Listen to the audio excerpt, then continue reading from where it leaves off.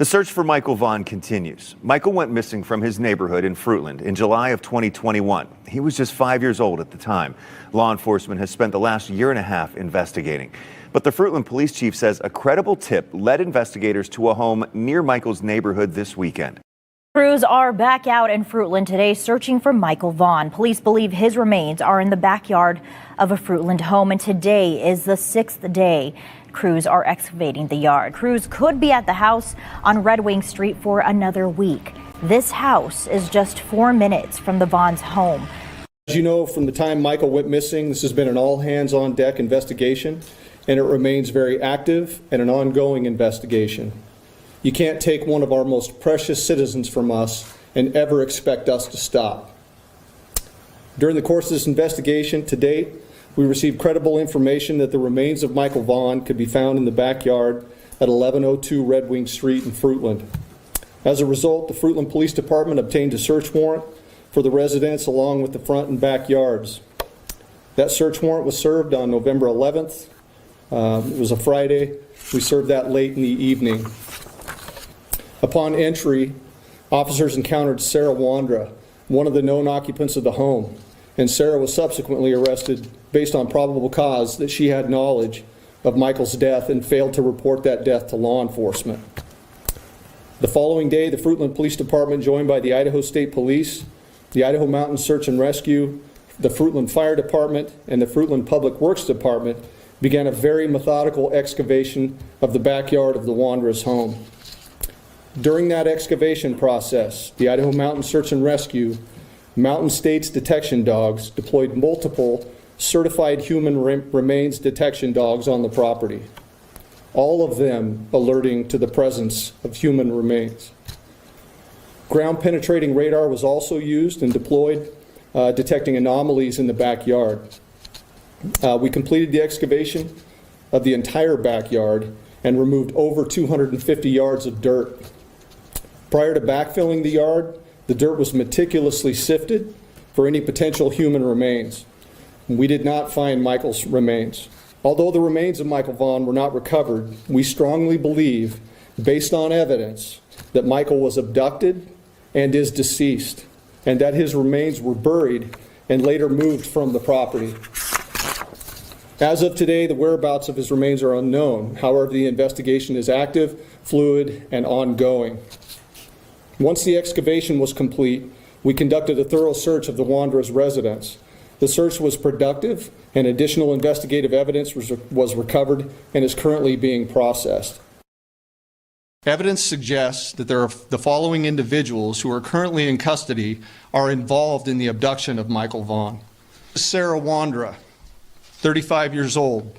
Sarah lives at 1102 Red Wing Street in Fruitland and was living there at the time of Michael's disappearance. We believe that Sarah has firsthand knowledge and is involved in Michael's abduction. Sarah Wondra is currently being held at the Payette County Jail for failing to report a death to law enforcement. And Stacy Wondra, 30 years old, a male. Stacy was also living at 1102 Red Wing Street in Fruitland and was living there at the time of Michael's disappearance.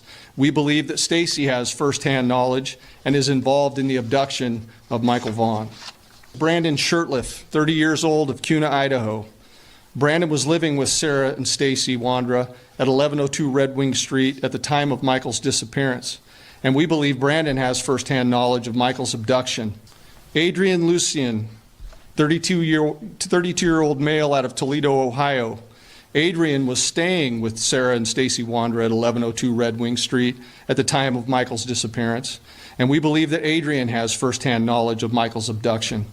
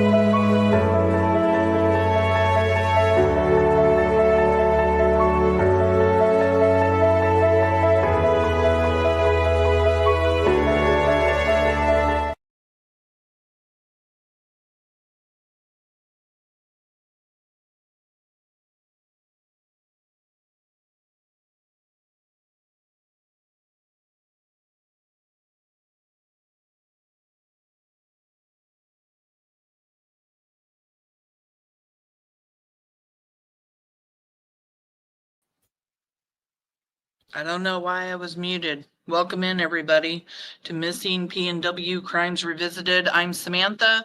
Today is Tuesday, May 27th, 2025. How is everybody doing? I hope everybody enjoyed their 3-day weekend and took some time to honor our troops that are still fighting for our country and those that we have lost. Yeah, I'm so happy to be here with you guys today. It was strange. Although I did enjoy my 3-day weekend, I will not lie. I got some peas and green beans and radishes, seeds planted today. We caught our limit trout fishing on Sunday, and Saturday I made 16 jars of jam, some strawberry rhubarb and some regular strawberry. I do it every year. I make so much stuff. I love canning, and I love just nothing goes to waste in my garden ever. Very, very productive weekend. And today I had to get the hell out of the sun because it was like getting too hot out there. I think it's like over 80 degrees now. But who do we got in the house? We've got Hair Curlers in Crime. Good to see you, hun. Best name on the YouTube streets. We got Angel Girl and Bryn Marshall. Lisa Soren, thank you guys all for coming in. It's good to see you. Forget Me Not, always good to have you. Evil Alaska is here. Thank you so much for being here to support Michael. Who else do we got? Randaroo. Smash that thumbs up at number 33. Thank you so much. Jemima in the house. Hello. Good to see you. I told you I would get to this interview with Sarah. Sarah Suspicious. I absolutely love saying your name, and not just because you're my moderator. Thank you for coming in, hun. Opal is here. Hello. Good to see you. Is Vet Girl in the house?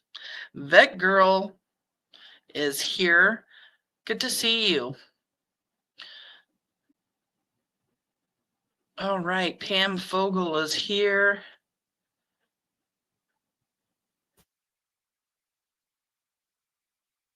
I know I saw Avi in here somewhere. Yep, there you are. Love you, girlfriend.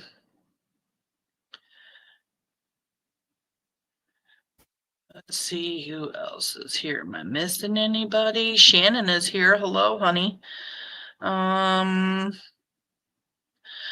Opal always has the most loveliest message for everybody. Life can be tough, and sometimes you can need a gentle reminder that you are valued, you are important, and you matter. Thank you so much for your kind words when you come in. I love reading them. I love for everybody to hear them. I know everybody just loves your kindness. Thank you so much for being here today, Opal.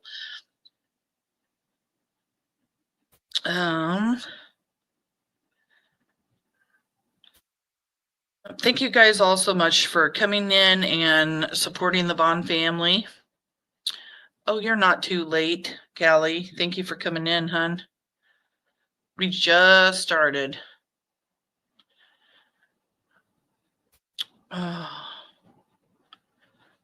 By the way, Kelly, thank you for moderating for me for the Brandon Live. When I get a chance, I'll take that wrench since you were just doing me a favor.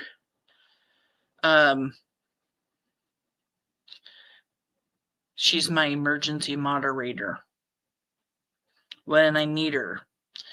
I love it. Well, we've got some stuff to go over. Who remembers this one?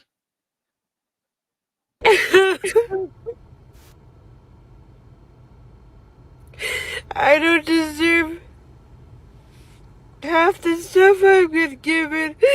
Not even anything, really. God just keeps blessing me and I don't deserve it. I can't pay it back.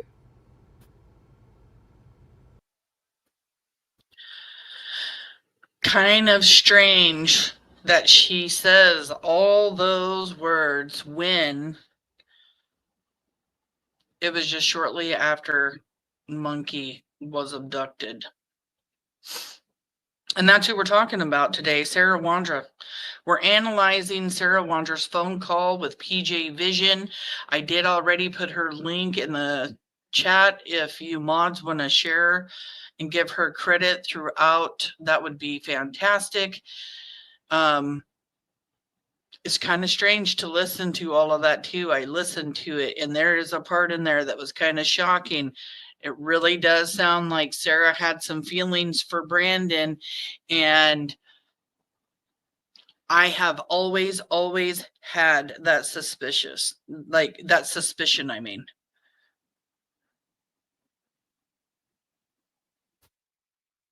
That girl says,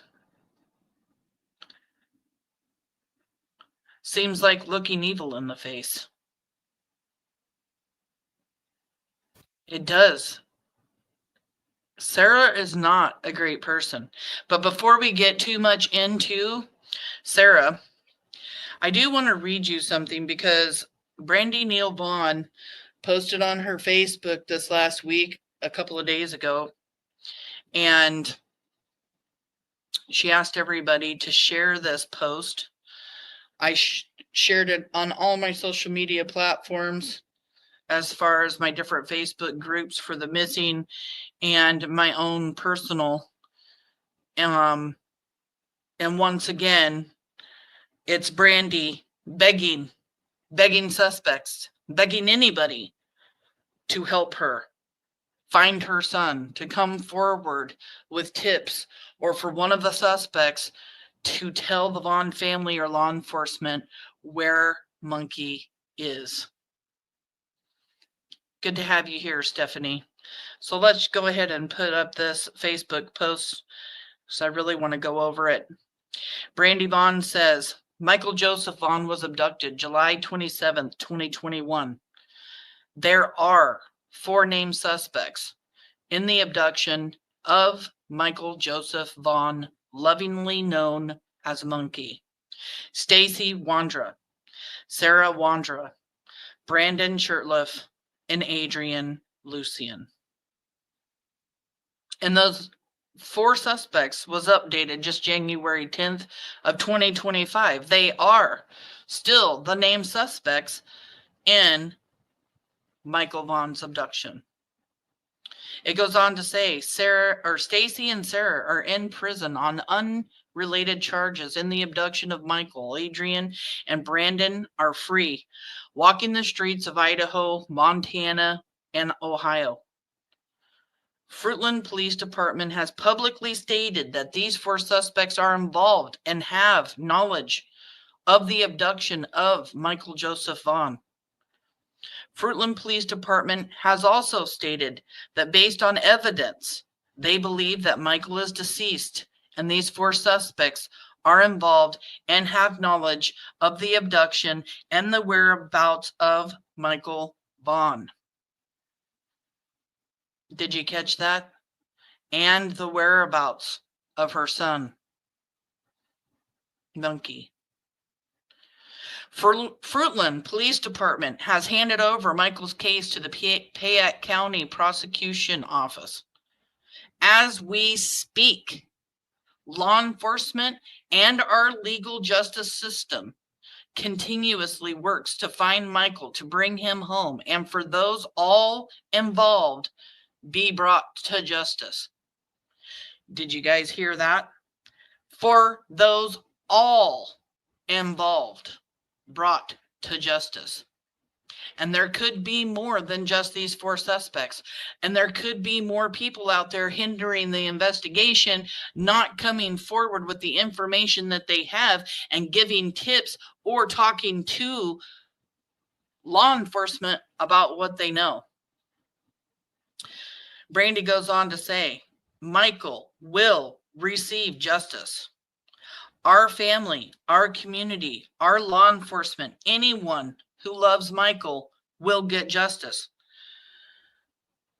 For the heartache, anger, and pain these monsters have brought upon us all.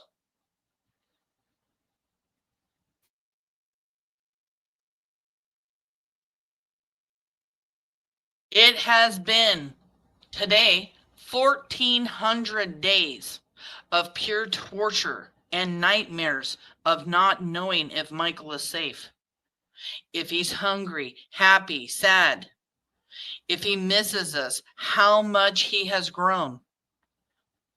These four monsters made a decision on July 27th, 2021 that has tortured our family, law enforcement, and the community. These heartless creatures that pose as human beings now or know where Michael is. They refuse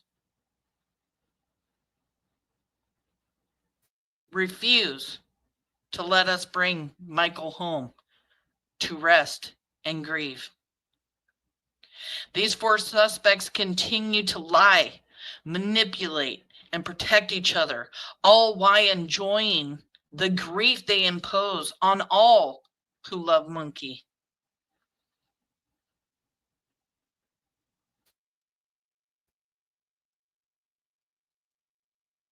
The unknown has been endless journey and pure anguish. And these four suspects continue to enjoy torturing all who love Michael.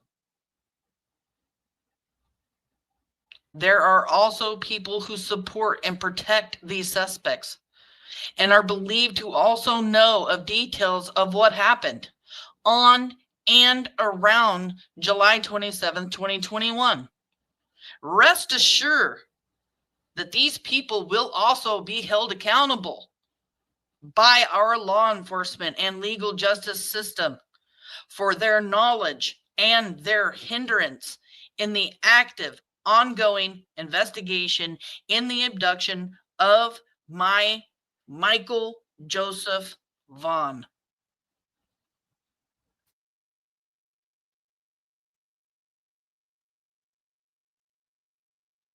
Justice is coming. That is inevitable. I made a promise to Monkey that we will never give up, and I pinky promise I will not. So I am asking everyone, you guys, okay? Everybody. She is asking everyone to please continue to share Michael's beautiful face and his story. Please share facts from law enforcement on all of your social media, public platforms you possibly can.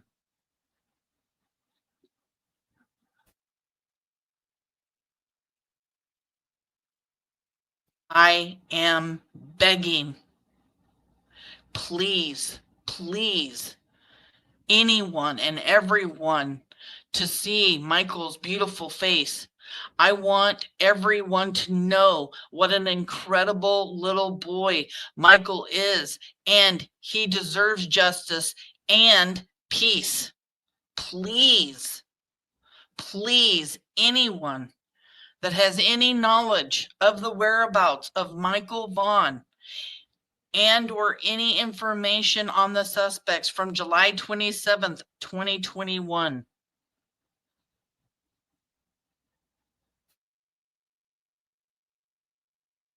If you have any information or tips, please contact the Fruitland Police Department at 208-642-6006.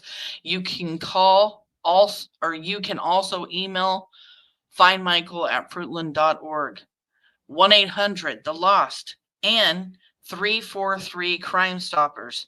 You can remain anonymous.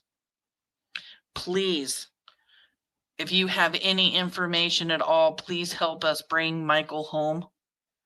Monkey, we will never give up, my love. Pinky promise. I love you, Michael Joe. I will never give up.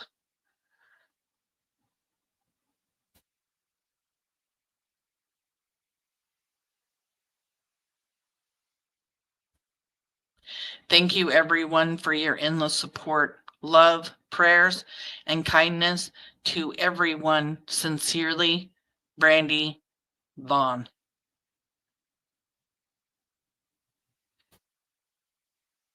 It's heartbreaking to see once again Brandy begging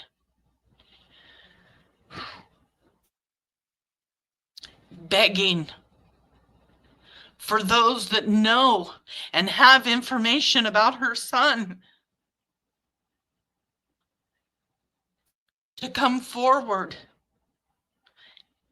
and tell law enforcement where Michael is. Call the tip line 208-642-6006. Michael deserves justice, and he belongs at home with his parents and his siblings, his papa, his family, so they can lay him to rest and grieve. 1,400 days. And there are people out there that know things that are not coming forward. There are 4 suspects, Sarah and Stacy Wondra, Adrian Lucian, and Brandon Shurtliff, that know everything that happened to Michael Joseph Vaughan on July 27th, 2021. And one of them, if not more of them, knows where Michael is now. How long are people going to make this family suffer? Brandy is so ill. All she wants is her son home. She needs him home. She's afraid she's going to die before he comes home. It is heartless. This is torture. And it's 1,400 days too long. Please, if you know where Monkey is, call law enforcement. 208-642-6006. Email findmichael@fruitland.org.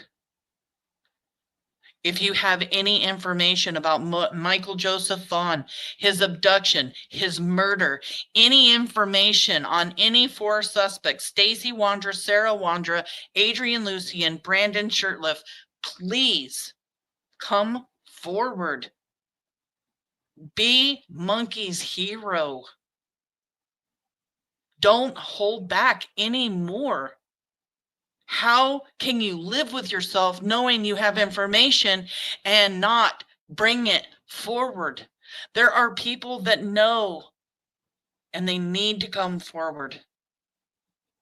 208-642-6006 or email findmichael@fruitland.org. We're never giving up. Fruitland Police Department is never giving up.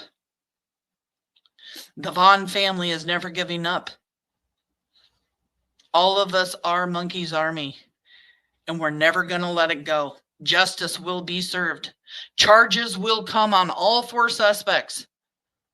And time is running out for any of the suspects that want to make a deal. Time is running out. Matter of fact, it's so close. I'm hoping to hear something this week or the next. So, come forward with your information. Collect over $52,000. Remain anonymous. Do what you got to do, but set things right. A 5-year-old boy was abducted and murdered by monsters. And if you're holding that information in and not turning it over, you're no better than they are. That makes you a monster.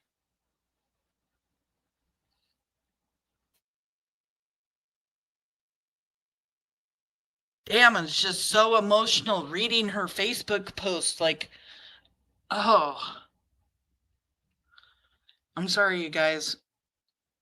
That was a little emotional for me. I've had it.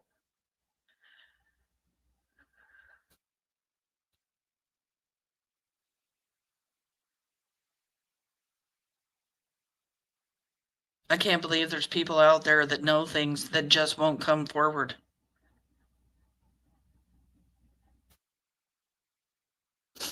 Hiding is not living. Knowledge in Idaho of age or M of child means the same punishment. Correct, Sam? I believe so. Definitely hindering the investigation.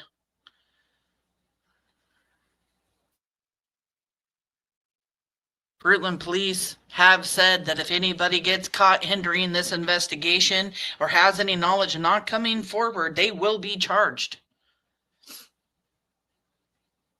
DC prime time. Good to see you, hun.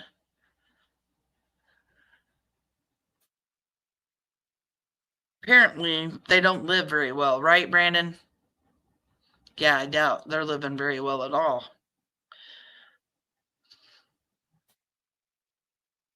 Are people not watching the Brian K. Idaho hearing? The judges are not playing in Idaho. A deal would be better than what we are watching in those hearings, right? Yeah. Idaho doesn't mess around. I mean, they just like put forth a firing squad. That's crazy.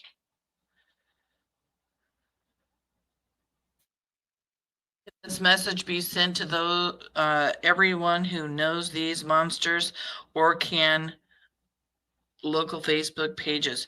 I have put it in Facebook pages. I have shared it on mine. I sent this message to Brandon. I also sent it to Adrian. So I don't know how to send anything to Sarah and Stacy, but people are definitely seeing it. It is so very heartbreaking. Thank you, McSporum, for coming in.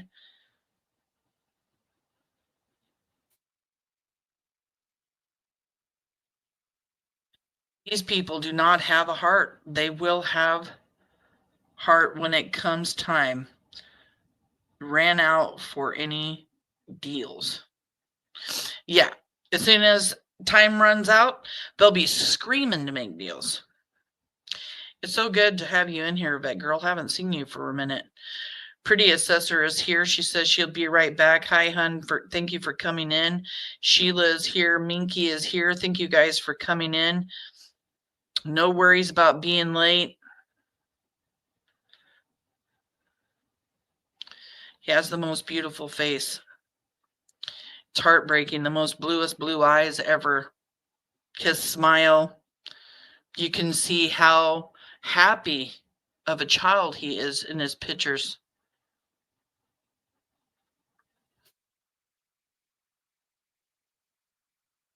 Yep. My mama heart got to me today also. Chaos Mama.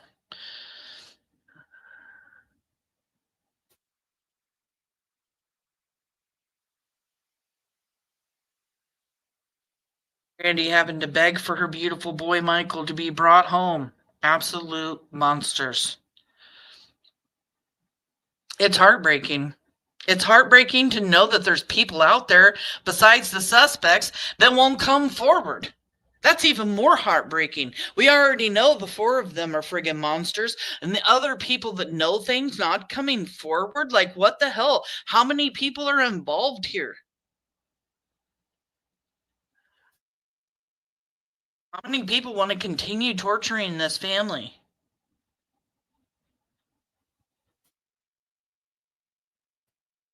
Hair Curlers in Crime says, I wish each of them could feel Michael's family's pain, the physical and the emotional pain that each of them have put on them.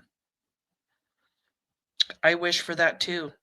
We got to continue praying. We got to continue, fighting. We got to keep sharing Michael's beautiful face out there on social media. We cannot let these suspects think that we're going to forget about Michael. We cannot let the community think that he will ever be forgotten. I know here at Missing PNW, it will never be something that's forgotten, ever. Sheila says Brandy is a woman who shouldn't have to be going through this. I pray for her every night that she gets her boy back, but these sickos will never tell. They think they are more clever than everybody else. Scum.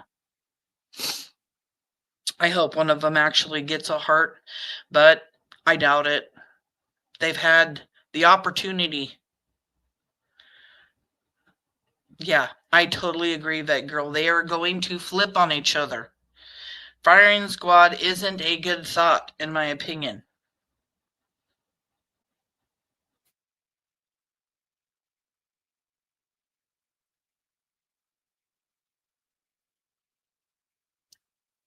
There is bad people in the world, but there is 4 evil individuals and others right here. And these others, they need to start talking. Please remember, there's over a $52,000 reward if you have any information about Michael's abduction. Please call Fruitland Police tip line 208-642-6006 or email findmichael@fruitland.org. No tip is too small. Please let law enforcement determine whether or not your tip is credible. It could be nothing. It could be the one puzzle piece that we all need to put the puzzle together and bring justice for Michael. All right, now that I've collected myself a little bit, it's only a matter of time. It's not as if Stacy didn't already try. Thank you so much, Sam, for keeping Michael's story alive. It's a pity that 4 can't be about like you, because we wouldn't have Michael home by now. Brandy needs her boy home. Thank you so much for trying, Sam. I do. I try so hard. Like, I'm speaking right to them. I'm speaking right to everybody. I want justice for Monkey. Okay, so what do we know about Sarah Wondra? Besides, we will be going over her TikToks here soon. Matter of fact, I'm thinking Thursday. I do have about, I don't even know how minutes of TikToks. A few.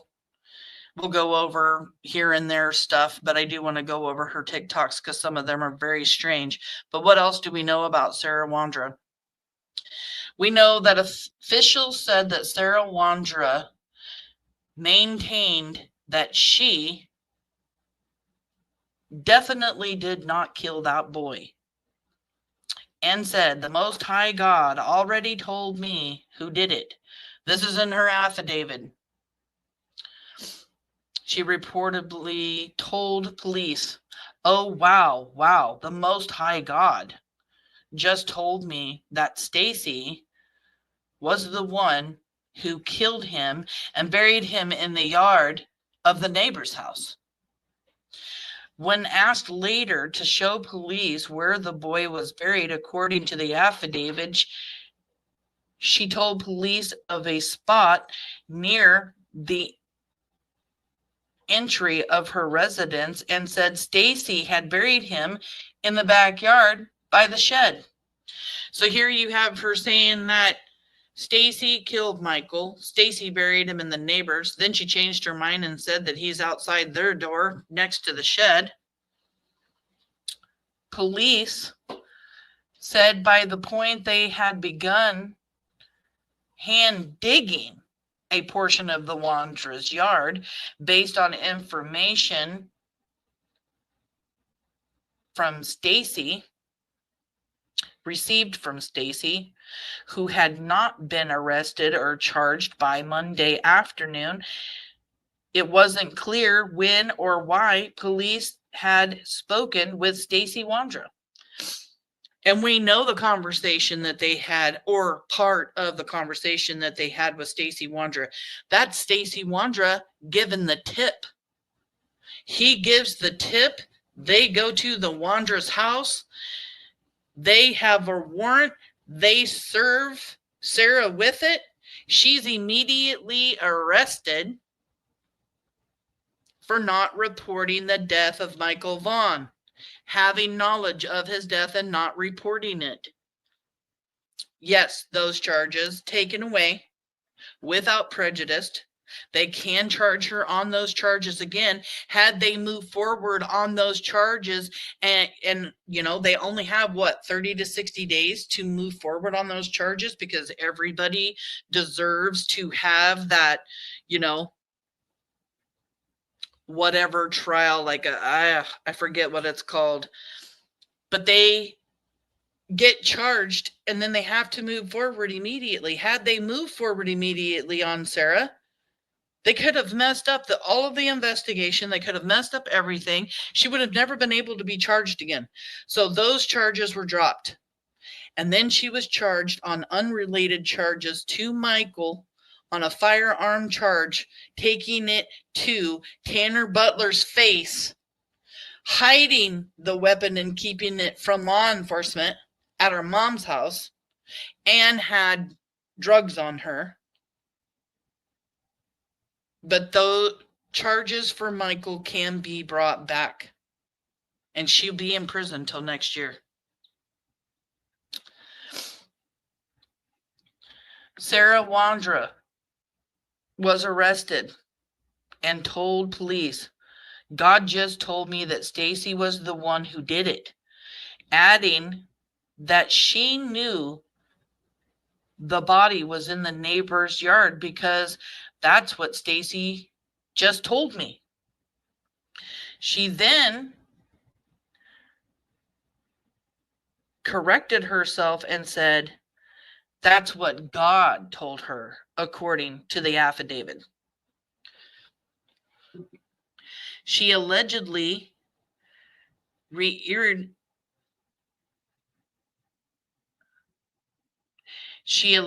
to police that sorry, you guys, this is so small, that she had nothing to do with Michael's disappearance.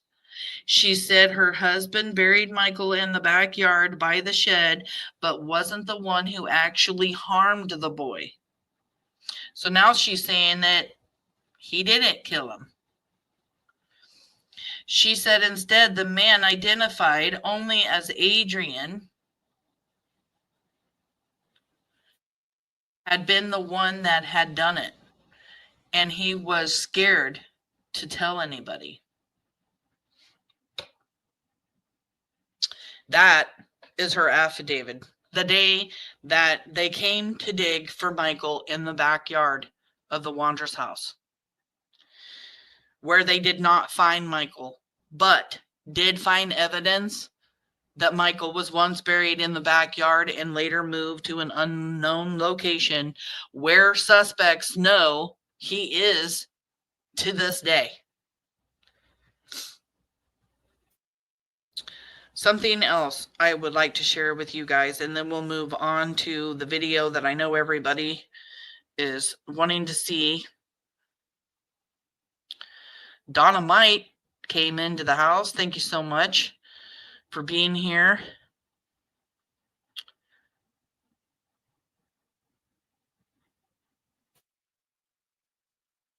Yeah, Stacy Wondra calls her bipolar and several other things.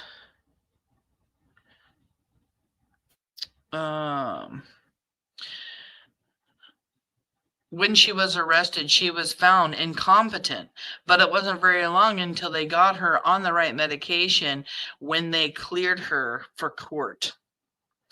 Yeah. And a lot of people have wondered whether or not she was just playing some mental game. But in my personal opinion, she witnessed and saw something unimaginable happen to Michael, freaked her out. And besides the fact that she was already a little bit mentally unstable, it made that 10,000 times worse. And when she got arrested and put behind bars, I think she was still dealing with that. So I'm glad they took the time to put her on those medicines and get her head right.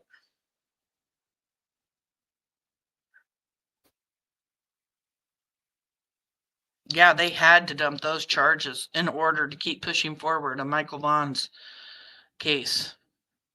Thank you so much for saying that. Everybody's entitled to a speedy trial.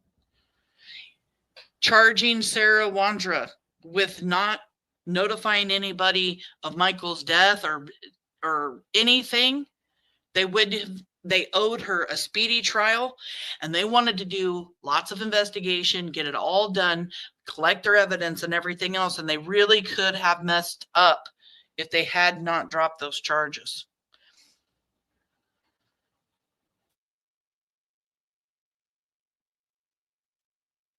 Sarah didn't know Stacy had told them about burial in the backyard, but she said exact same statement. Exactly. Exactly, Jemima.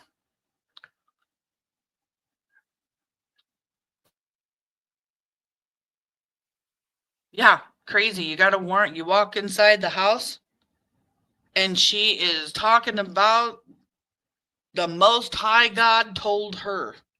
Could you imagine the look on those police officers' faces, looking at one another like, what the hell? Because that's a mentally unstable person. The Most High God just told me Stacy did it. Stacy killed him and buried in the neighbor's yard. The Most High God told me Stacy didn't harm the boy, but Adrian was the one who did it.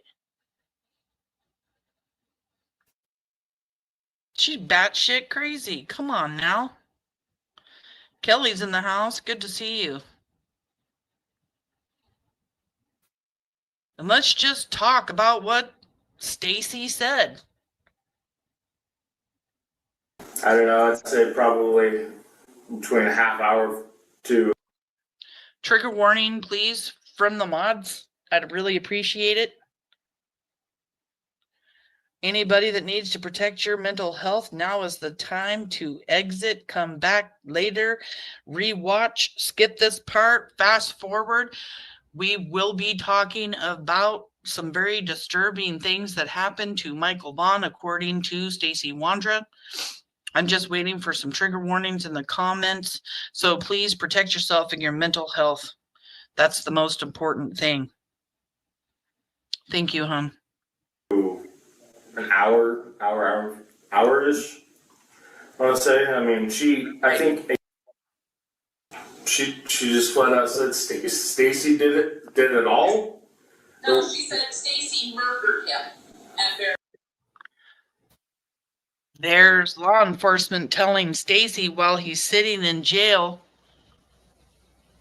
telling them where to go, where to look for Michael in the backyard. And he's hearing from law enforcement right then and there that she is telling them that he murdered Michael. Oh my God, dude. That is the most. Wow, man. That's definitely not what I did. I didn't do any of that. And you're going to find out as soon as you guys locate him. Like I said, I wanted no part in that. None. Is the duct tape still going to be over his mouth? It should be. Okay. I didn't watch take them off. Okay. How nonchalant is that? Is a duct tape still going to be over his mouth? It should be. Where's his feelings? Where's his emotion? He's just nonchalantly just talking about a child that had tape around his mouth. For frig's sake, come on now. So you should have everything intact as it was. How long, give me an approximate time frame it took her to dig and bury? In case you guys didn't hear that, that's Chris Madunny asking Stacy how long it took Sarah to dig the hole. I don't know. I'd say probably between a half hour to an hour-ish, I want to say. I mean, Hold on, we're going to have to rewind because Jemima says that he slipped then and nearly said, I didn't take, and stopped himself. Are you talking about the tape? Let's go back some. Sorry, everyone. Okay. I didn't watch take him off. Well, there it was right there, isn't it? Let's just back it up and listen to his words again. Should be. Okay. I didn't watch take him off. Is that where you were talking about, Jemima? Got me round right to the spot. It did sound like it, that's for sure. Dig and bury. I don't know. I'd say probably between a half hour to an hour-ish. I want to say. I mean, Exactly. And didn't watch him, then backed up. How did he know? How did he know? Whoops, need to back. Here we go. hour-ish. I want to say. I mean, I think Adrian was helping her. If I'm right about that. I mean, Adrian's pretty. Brandon wasn't anywhere around that. But I know Adrian's, pretty decent, skinny dude, so he's, his abilities, and he's taller, so his abilities are a little more, spread open, wide open than. One thing you can do if you're somebody that does talk to Sarah while she's incarcerated, let her know she's being talked about on YouTube. Let her know someone's covering stuff. She doesn't like that. She doesn't like it at all. She's definitely not going to like us analyzing her. This is the last thing I have before we move forward here. These are charges against Sarah Ann Ramsey. This is July 30th, 2012. This is theft 3, theft in the 3rd degree. Because I want to show you guys, Sarah is a violent person. Sarah is a criminal. Sarah is, here's another charge in Multnomah County Sheriff's Office in Oregon. Menacing. And we'll get to the description of what menacing is.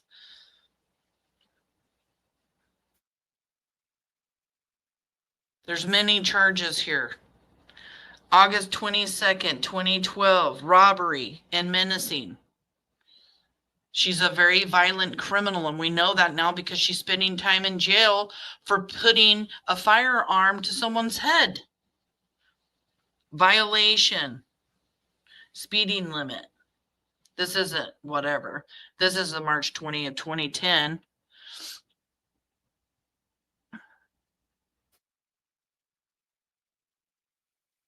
Another theft 3.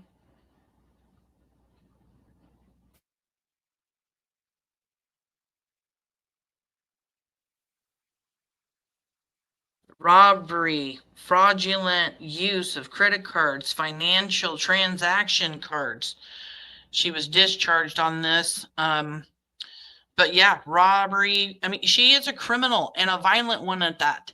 Don't think that Sarah Wondra is not a violent person. Stacy even talks about her holding firearms to him, hitting him with pots and pans.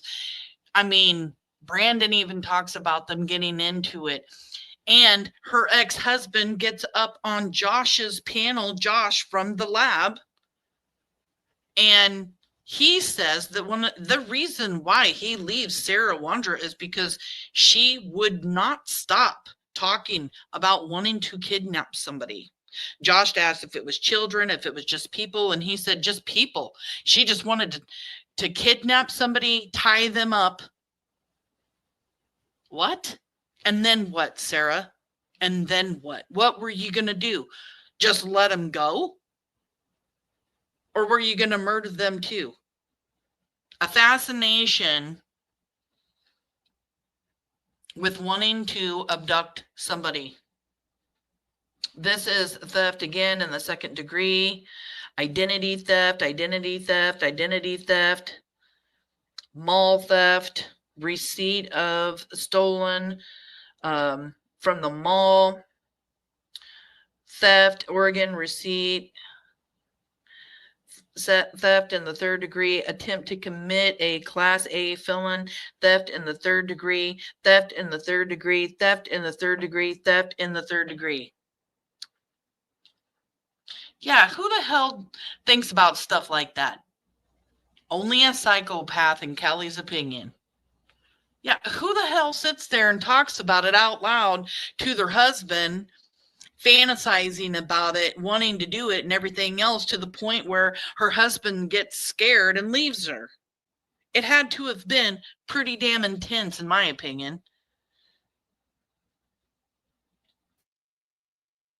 I mean, how crazy is that? Let's just sit around and randomly talk about kidnapping people and tying them up. Now, here in the dictionary, you've got menacing, suggesting the presence of danger and threatening. That menacing tone of voice. And she has 2 different charges in Oregon for menacing. What else is menace? Threaten, especially in a malignant or hostile manner.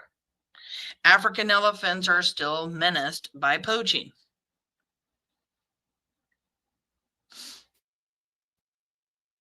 I mean,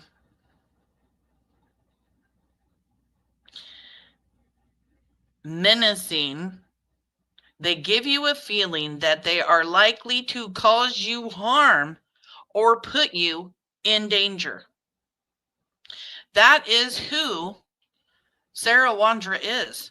And don't forget about threatening the pizza guy with a firearm when he came to the door just a couple of days before Michael disappeared. Yeah, that's right. A pizza delivery guy got threatened. I just, who the hell does that shit? And gets away with it for so friggin' long. It's insane to me. Yes, she is a very violent woman. No respect for humanity. Well, you're just in time for the analyzing part, Eve. Thank you for coming in, hon. Tanner is not the neighbor. The neighbors are the Starkeys.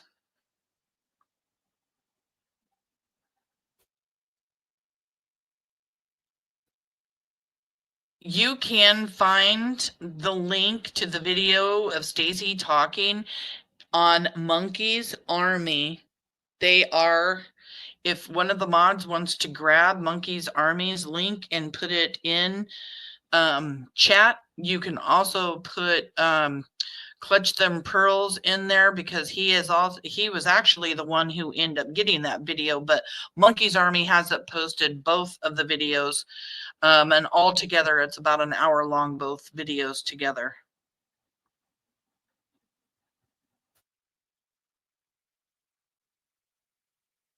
Internet was their tool to commit crimes prior to this, in my opinion. Absolutely, Vet Girl.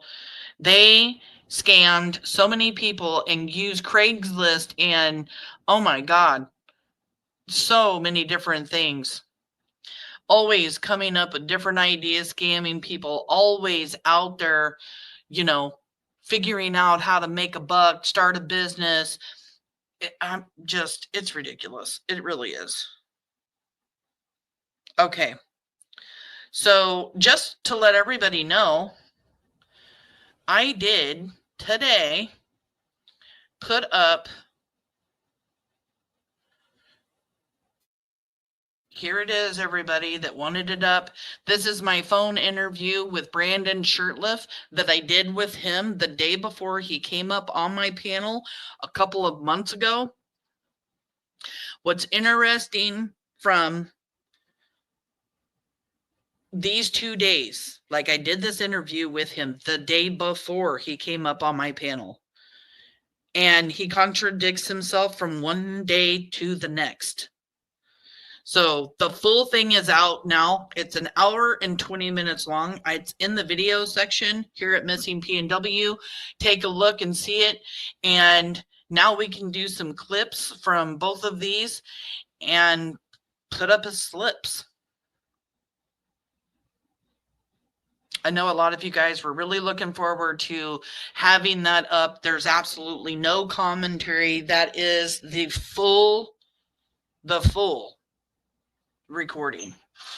Well, besides what I had to redact out of it. But now we're going to move forward to analyze Sarah Wondra's phone call with PJ Vision. If mods could put up her link, I would really appreciate it. This is only like 20 minutes long, but we'll get through the whole thing. I promise. I know some of the stuff we had done. Let me put on closed caption real quick. We've got that on. I've got my pen and paper ready. I am totally ready to like sit and go through this and analyze it with everybody. Please, if you see something, I don't see you in chat, I will get back to you. You can come back later, put it in the comment section after the live. You can email me.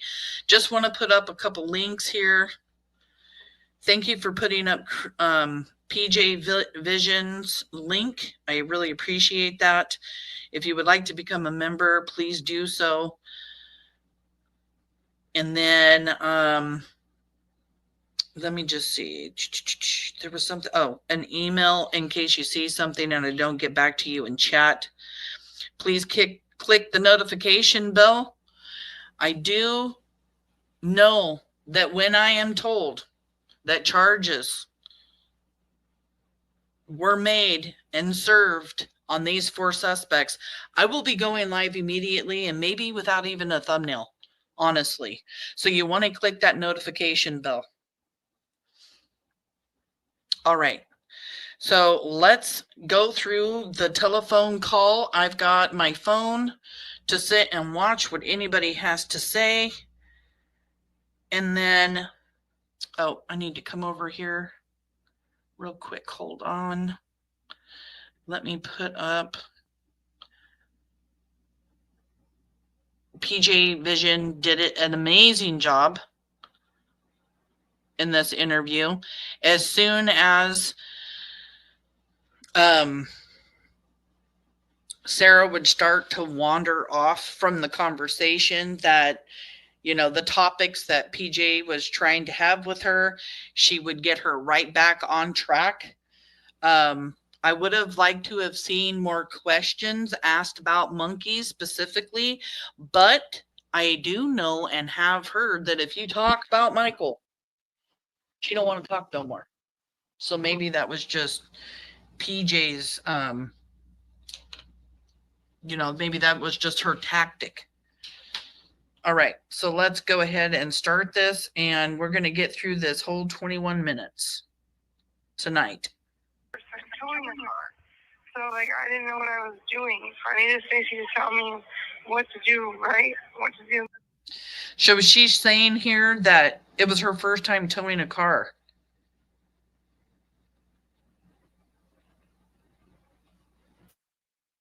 And she's saying that she needed Stacy to tell her what to do. Which way to turn, how to turn it, because he's the one that knows how to tow things. Well, how come you wanted to learn how to tow? That's a manly thing to do. I wouldn't even, wow. And I drove an ambulance at one point. I'm sorry, I can't hear you. Oh, you just wanted, I said, how come you wanted to learn how to tow the car? Oh, because I never had towed a car before. Is that like a service you guys were offering to people? Well, we were thinking about possibly opening it up to be that when we got a truck, but, you know. We gotta stop sharing for just a minute because Vet Girl gave a $49 super sticker. Wow.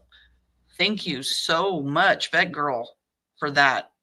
What an amazing, amazing super chat. Thank you so much, hun.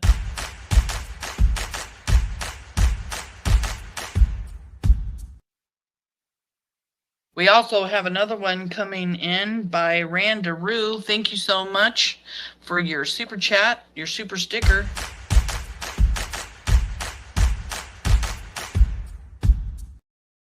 I am trying to find, hold on one second. I did not see it, Vet Girl, when you first posted it. I'm so sorry. I'm still not finding it on my computer. But thank you so much for that. I really do appreciate it. Let me see if I can find it. I want to make sure it wasn't a super chat because I'd like to read your chat if that's what it was.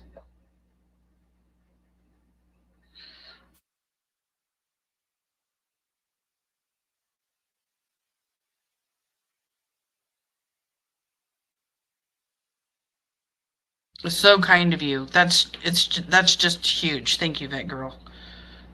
And I'm sorry, I'm still not finding it. Somebody actually messaged me and told me to check my Facebook and told me because I didn't see it. Sorry for that.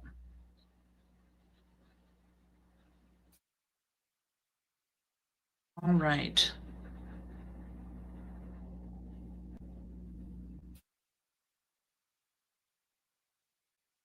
Like, because the truck we had, I wasn't really sure about towing things in it. People? Well, we were thinking about possibly opening it up to be that when we got a truck, but, you know, like, because the truck we had, I wasn't really sure about towing things in it. But we did tow it, and we got the strap broke on it when we were towing it, and we had to get a chain. But, Yeah. yeah, So you basically just came back home and seen the neighborhood all crazy and just got blamed for it and had no idea. That's crazy. Well, here's the thing. They said that we were leaving around the same time that it might have happened. So, according to, like, people, you know, in the neighborhood, they're thinking about possibly opening. Sorry, I have to rewind. I was paying attention to a message instead of what I'm supposed to be paying attention and got off track. Here we go. Yeah, to be that when we got a truck, but, you know, like, because the truck we had, I wasn't really sure about towing things in it. But we did tow it, and we got the strap broke on it when we were towing it, and we had to get a chain. Callie brings up a good point. Like, it's your first time towing and you're towing with a tow strap, like a rope. They call it a tow strap. Was it a rope? I don't know. But I have towed many, many, many vehicles in my life, and towing with a strap or a rope, it's not easy. You have to know when to put your brakes on. And, you know, because the person that you're towing behind you actually has to use their brakes to stop you, because you don't want to get any kind, you know, you don't want that tow strap or rope to get loose at all. You got to keep the friction going. You got to keep that rope tight. And for her to learn how to do that day, it's very strange.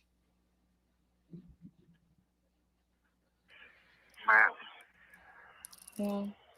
So you basically just came back home and.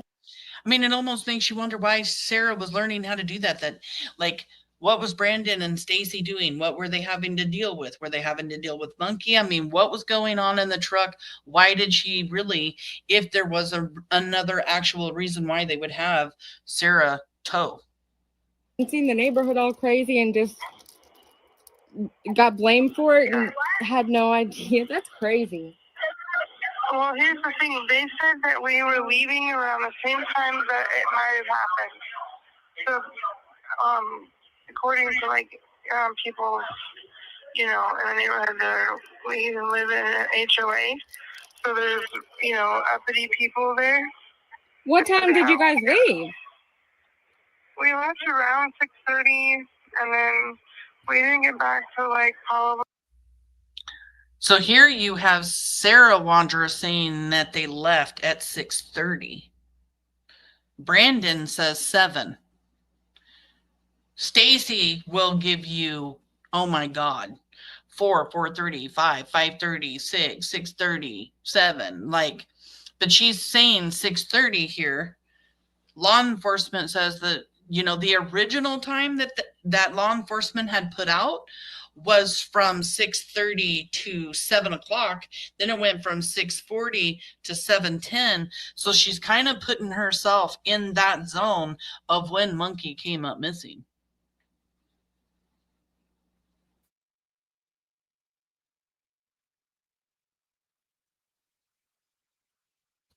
Yes, he did say that he had a tow kit that he had to grab from the Wandra's house, Kelly.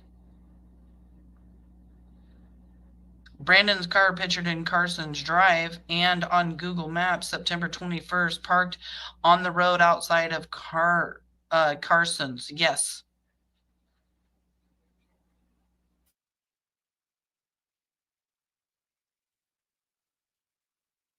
Hello, Flo. Good to see you, hun.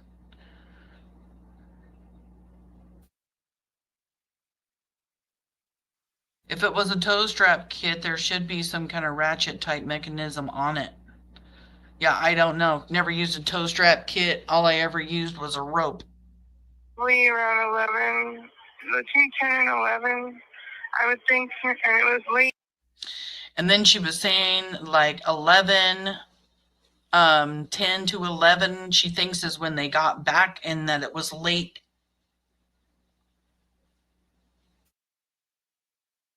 So if you do that timeline, what is that? You've got 6:30, she's saying to 11. That right there's 7:30, 8:30, 9:30, 10:30. That's 4.5 hours. And how far of a drive is it from Fruitland to Cuna? Does anybody know?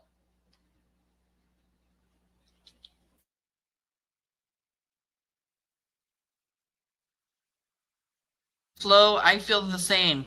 She always sounds so medicated and so garbled, like she's just slurring her words. I mean, I noticed it at first in her TikToks. Yeah, I want to look up real quick and see how far away. Let's just see. Does I want to see?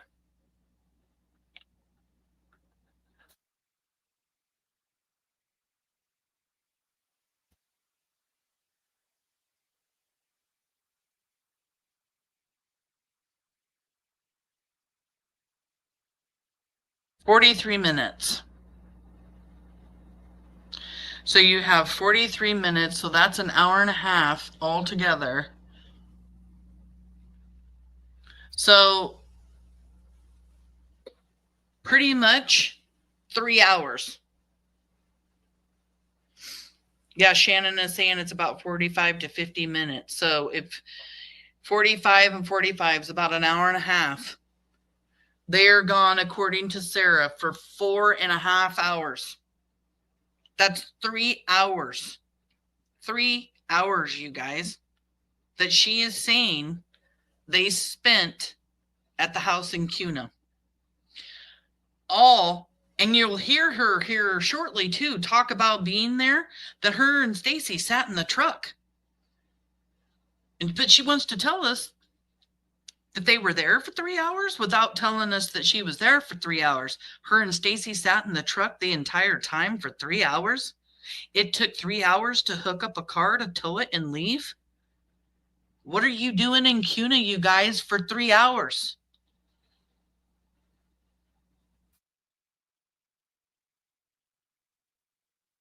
Because it was dark outside, and that's why I was like, why is everybody out in the neighborhood? They had big, giant strobe lights shining everywhere. So you're saying you guys didn't even get back until after 11, and then so why did Stacy said you and Brandon went on foot to go look for Michael? When we got back, we didn't go on foot to look for him. He probably didn't realize we took the car. But we went to go get some drinks from the gas station and to help look because all those people were in the neighborhood. So we went to try to drive around to see if we saw anything suspicious. We didn't go out very long. We probably were only gone maybe 10 minutes. So she is saying the same thing as Brandon, that they went to go get drinks, that they went to this gas station. She's saying that they didn't go look out on foot for Michael, that Stacy must not have known that she took her car. And Stacy, though, says that she couldn't have taken her car to go look for Michael because he pulled up in front of their house and the truck was blocking the driveway. And Brandon's car was behind the truck. And he said that that's why they left on foot, because they wouldn't have been able to leave in the car. So what's true here? Now you have contradictions between Sarah and Stacy, and we know Stacy's a big liar. I know Sarah lies too, but I'm just going by her words. They did go to the gas station, and then she's saying that Michael's missing and they only spent 10 minutes looking for him. That's odd to me. I would be up in my neighborhood searching for some young boy that had came up missing for hours and hours and hours. That's just me. Not everybody's like me, and I get that, but 10 minutes is not a lot of time. And this 5-year-old boy, Michael Vaughan, is missing, and it's after 11 o'clock. That's a lot of concern there, which would have made me want to look harder. Because they just realized all these people were there, so it's don't necessarily need my eyes, but yeah. Well, so you guys left at 6:30 to go get Brandon's car for him. Did you go into Brandon's house? Because Stacy's been around telling the story so many times. It's hard to put together why they would think that you were guilty. And Brandon supposedly wasn't supposed to even be at his mom's. No, yeah, because his mom was out of town, so he had to ask her because they have a. Right there is a slip by Sarah, because she is saying, so he didn't. He had to ask her because they have a security. It's just a little minor slip talking about getting permission to go to his mom's house. He didn't, she says, but then changes her mind on that. Now, Brandon has said that he used the app to get a hold of his mom and let her know that he was coming to the house. Sarah is saying the same thing here in just a second. But the fact of the matter is that's not what happened. They walked around to the side of the garage, went through the back of the fence to get into the garage.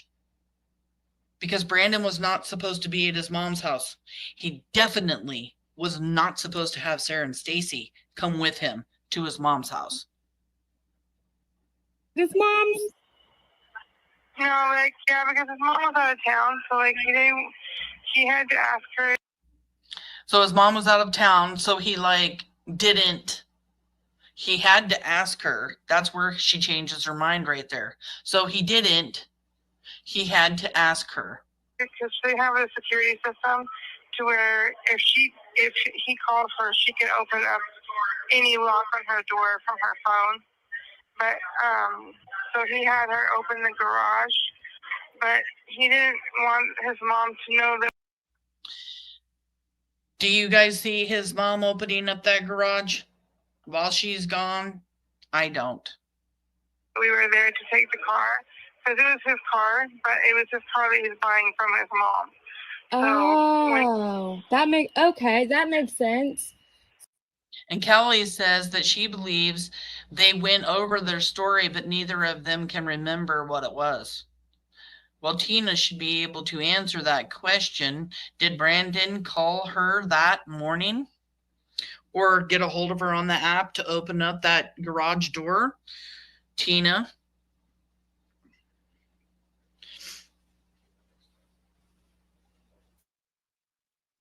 Randaroo says, yes, Sam, little girl across the street got out one night, and my boyfriend, who never had kids, we looked all over 2 hours on foot in pouring rain. She was found before sunrise, safe. Well, I'm so sorry to hear that. All good, Sam. I had to jump out for a bit, and I am catching up now. That girl, I'm so sorry. I did not see it when it came in, but thank you so much, hon. I really do appreciate that. Rizzo in the house. Rizzo says Sarah and Brandon didn't want his mom to know he was taking his car, but it wasn't his car. Was the car that he was buying from his mom. Yes, I've been hearing a lot about that this car is the car he had been buying from his mom. I don't know if it was already paid for or not, but if it hadn't been paid for all the way, she may not have wanted him to even take the car.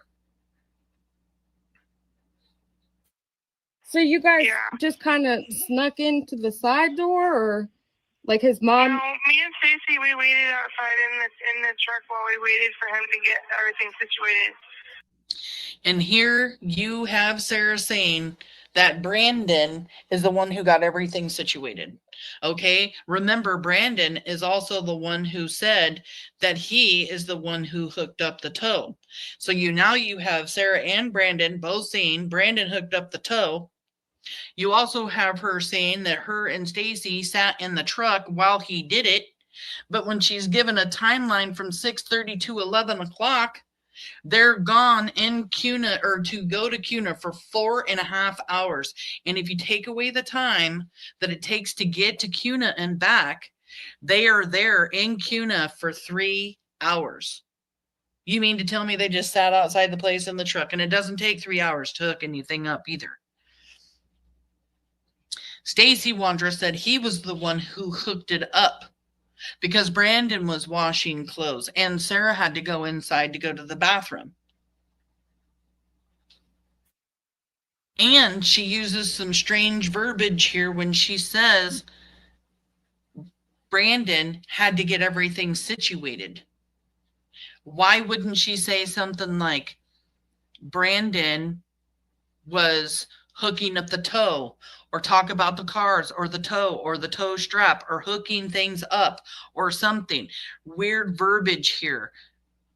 Getting everything situated. What's everything situated? What needs to be situated? Nothing. You're there to pick up a car, you leave.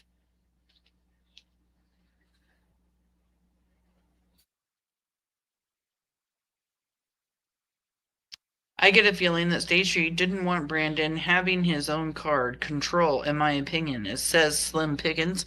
Good to see you. Neighbors on CCTV in Tina's neighborhood should be able to answer that question, says Callie. Yeah, I mean, and that's just more part of the evidence, right? Because in a big fancy neighborhood like Tina Mariel's, I don't know if you guys have went, I've Google searched her house, looked in that neighborhood, nice big houses. There's lots of doorbell cams. All those doorbell cams, they hold evidence of the time that lapsed while they were at Tina Mariel's, what they were taking in and out of the house, who went into the house, who sat out of the house. All of that stuff could be on CCTV camera or on doorbell cams. We don't know what law enforcement has, but I guarantee you it's a lot. Doorbell cams is a thing. And I bet you there were a lot of people in that neighborhood that had them. That girl says, where was that car kept? At Brandon's mom's house? In the garage? Parents don't trust him to stay there, but trust him to pull a car they own? Okay. right? And it wasn't in the garage, it was out front, according to Brandon. But yeah, they're trusting him to pull a car that they own, tow it back to Fruitland. Yeah, if he wasn't done paying for it, it's true. It was still would have been their vehicle. I don't think that his mom had a clue they were there at the house that night. That's my personal opinion. Shannon says, I just thought of this. Since they did not take the freeway back, they had to go the Parma way, which is about an hour and 12 minutes, and you can go by Lake Lowell. Wow. Yeah, and we know that all 4 suspects traveled to Lake Lowell sometime at the end of July. All of them together went to Lake Lowell. But according to Chris Madonna, he asks, why did they go back there the next morning? Why did they bring Michael back here? So they, meaning more than one person, goes back to Cuna the next day and brings Michael back to the Fruitland house at the Wondras. This day and age, the back roads are typically faster than the freeway, at least where I live. Also depends on the time of day.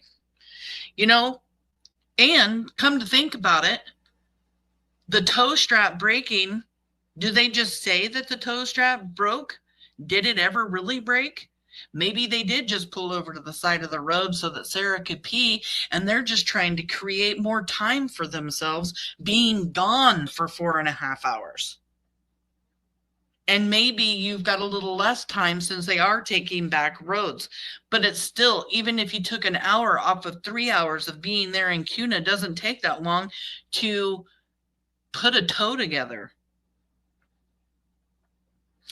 Renee says everything's situated. Terrible thoughts come to mind with that statement. Yes, it did. It did me also. Batgirl says, so whatever happened to the black duffel bag that took clothes to parents' house, okay. So whatever happened to the black duffel bag that took clothes to parents' house, but took black bag back? Yeah, and we've heard about this duffel bag. Brandon denies ever taking like a large bag. Then he says he took a bag.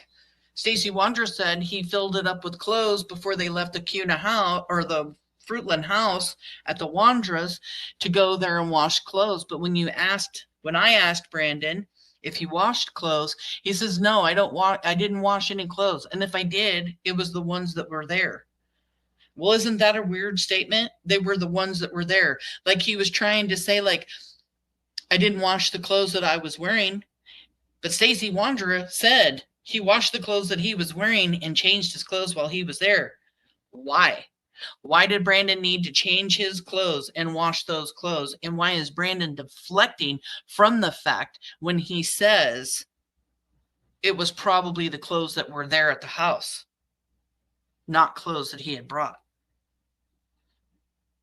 Man, when we get on topic about the Cuna house, there's so many little details now that we get all of these suspects talking about things that we can just put together, piece together exactly what the heck's going on, you know?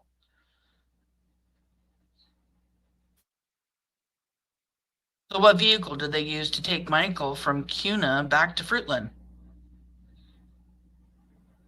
Well, Stacey Wondra says it must have been Sarah's vehicle because he said he had the Lexus that day when Chris Madonna asked him what vehicles were used.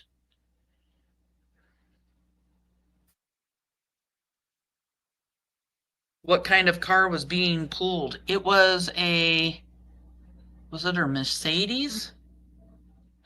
I know it was a foreign car. I want to say it was a Mercedes or a BMW. What was it? Let's keep moving forward here. Oh, that's funny because Stacy was saying how you had to pee all the time and that you had to go inside to pee. No, I didn't go inside to pee. That's weird. No, I didn't go inside to pee. That's weird. Why would that be weird? If she had to pee, why not go inside to go pee? She does not want to put herself in this house at all. I went. I don't think I did. Maybe I did. And then she says it's weird. No, I went. I don't think I did. Maybe I did. So she fumbles a little bit right there. I don't think I did. Maybe I did. I don't know. I don't think I did. Lots of fumbling around here. No, it's been a long time, but I don't know. It's been a long time. that sometimes those little details like that just slip me. But, Yeah, no, I know. Sometimes little details like that just slip me. But while ago, she sounded pretty confident in the fact that her and Stacy stayed inside the truck while Brandon was getting things situated. I mean, I can imagine, and I don't know. It's like it's hard to comprehend how, you know, that happens, and then all of a sudden you're being blamed for something so terrible, and all you guys were doing, we're going to help Brandon get his car. Do you still talk to Brandon? No, not personally. The reason why I don't talk to Brandon anymore is And here's the part that is strange to me. Not strange, because I've always had a feeling that Brandon and Sarah actually were in love with each other. I really don't think it had anything to do with sex. I think that they loved each other. So listen to what she says when PJ talks about Brandon. no, not personally. The reason why I don't talk to Brandon anymore is because he wanted me to leave Stacy and be with him, and Brandon wanted her to leave Stacy and be with him. I didn't feel right about it, so Yeah. I told him that we couldn't see each other anymore because it's not. I don't know. I can't be around Brandon and not want to be with him. Yeah. She can't be around Brandon and not want to be with him. Sounds like she had some very strong feelings for Brandon. I don't think it was just for sex. I don't. Not the way that she's saying it, the words that she's choosing to use here.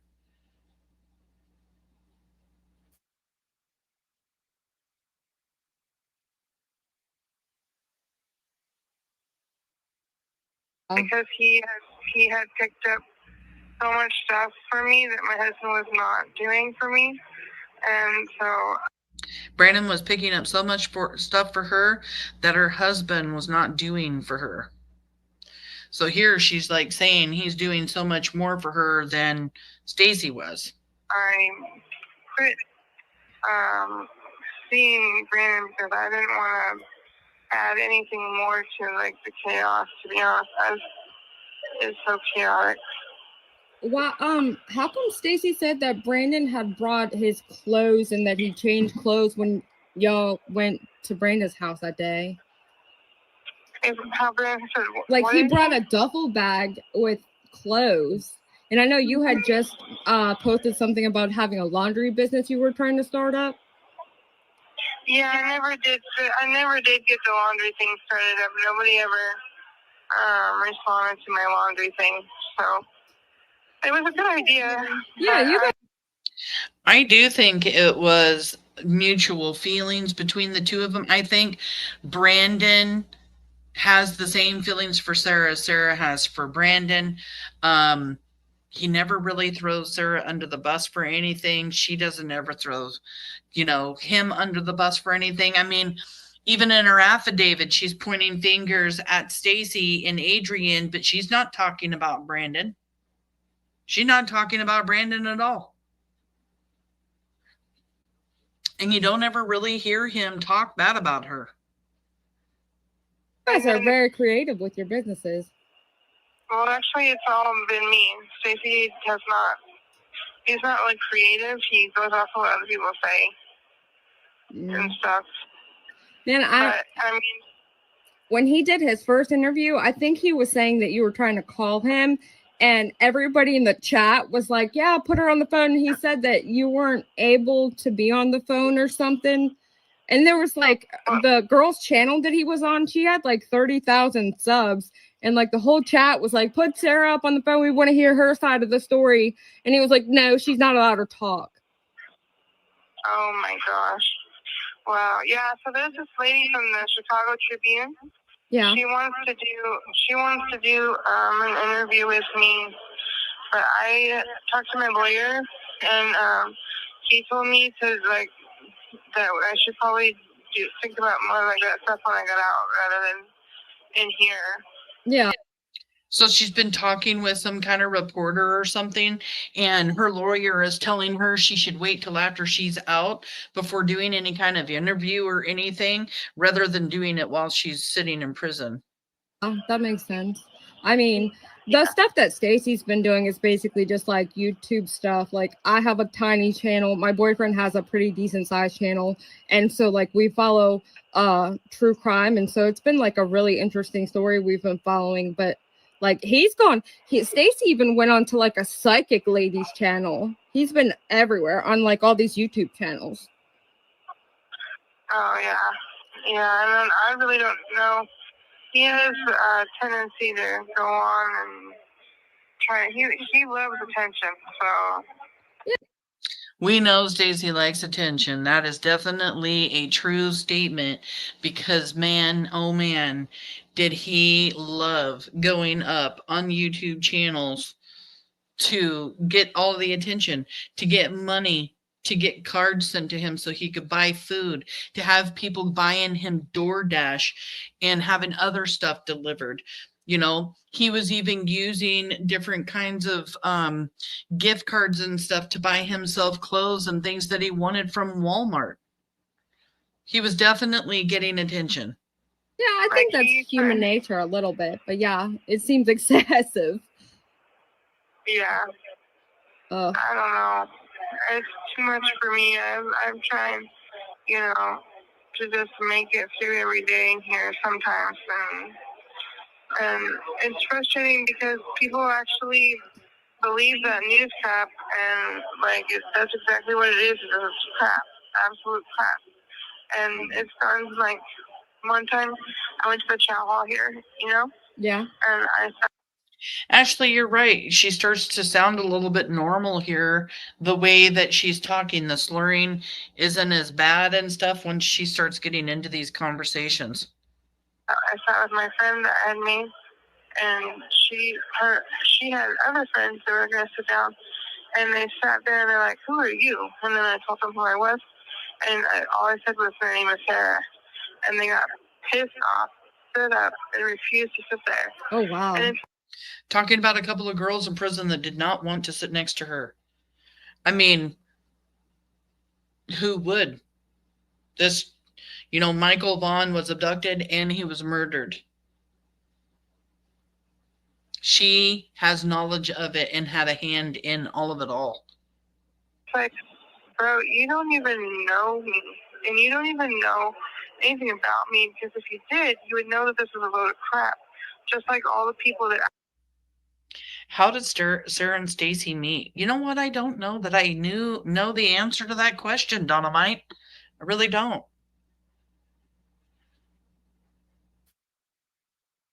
That girl says, doesn't anyone else think about how many times these people have been incarcerated in their lifetime? Over and over and over and over and over again. And Brandon just gets a slap on his hand and his mommy just bails him out. She pretty much getting a slap on the hand, although she did spend some prison time. I mean, Stacy's been incarcerated on and off since he was in group homes in Montana. Adrian has a huge rap sheet, dealings in drugs and everything else. And, he could have been a famous basketball player. He threw it all away. For what? Actually do know me, they all are sad that I'm having to even go through this. They all tell me, "Sarah, I'm so sorry you're having to go through this," because I've had to go through hell before this. Like, being with Stacy has been no easy. And here she goes off on a pity party, wanting sympathy, playing the victim. Poor Sarah. What about Michael? And being, before I was with Stacy, I was in prison before for. AV says, was it a dating site or something like that?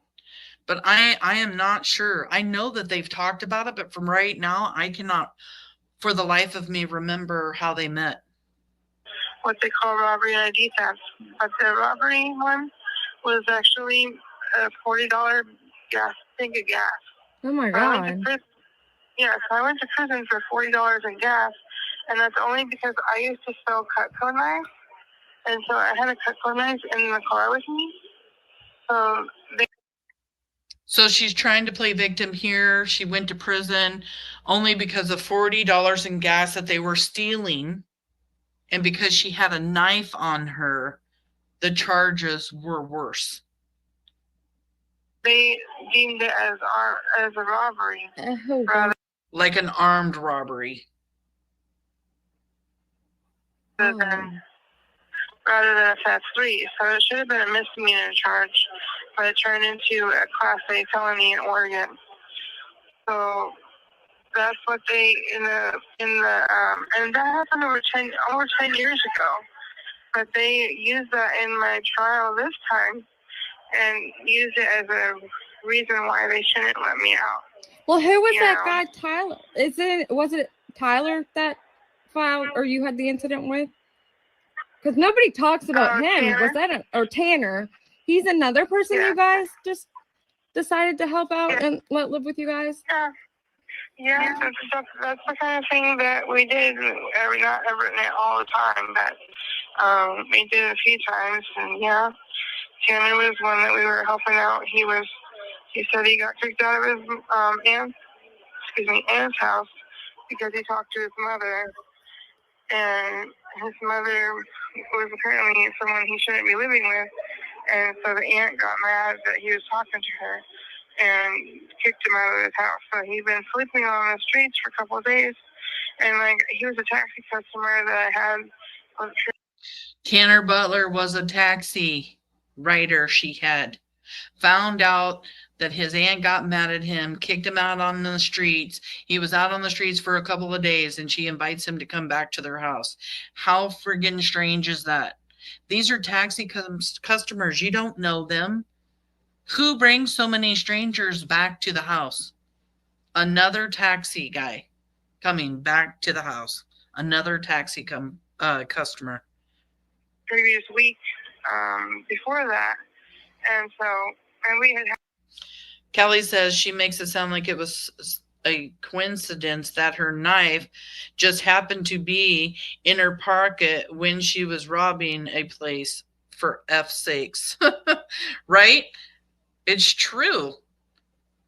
We had a good conversation about God, me and Tanner did. And so I just felt like it was an okay thing to have him over because, here he was, talking to me about God and you thought you were helping minister to the guy. Yeah.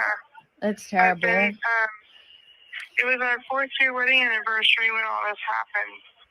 So me and Stacey did not get to get our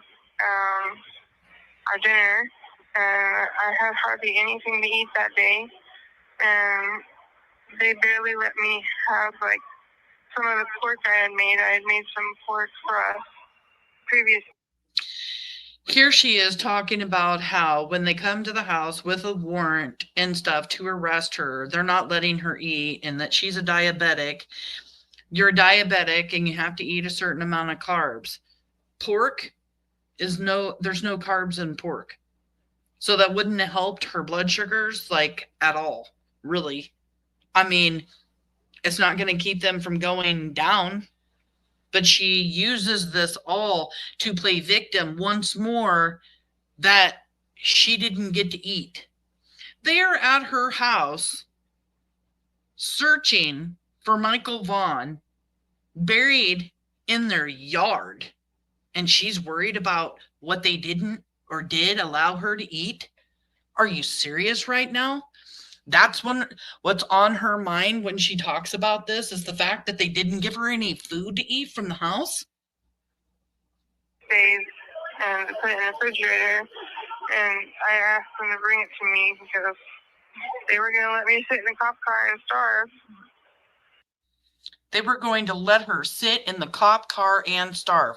Well, honey, just let me tell you, Sarah, and I'm a 300-pound woman, okay? And I mean this as not fat shaming, but you had enough fat on your body to keep you alive for a while.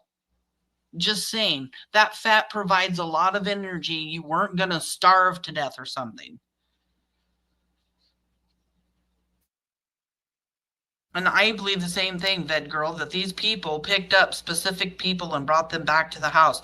I believe that they picked up specific people because they would look into them maybe before they would do the taxi runs and see if they could profit from these people in any other way, or if they had criminal backgrounds. Could we get them to help a scam? Could we get them to run the taxi? Like, what else were they doing with the taxi service?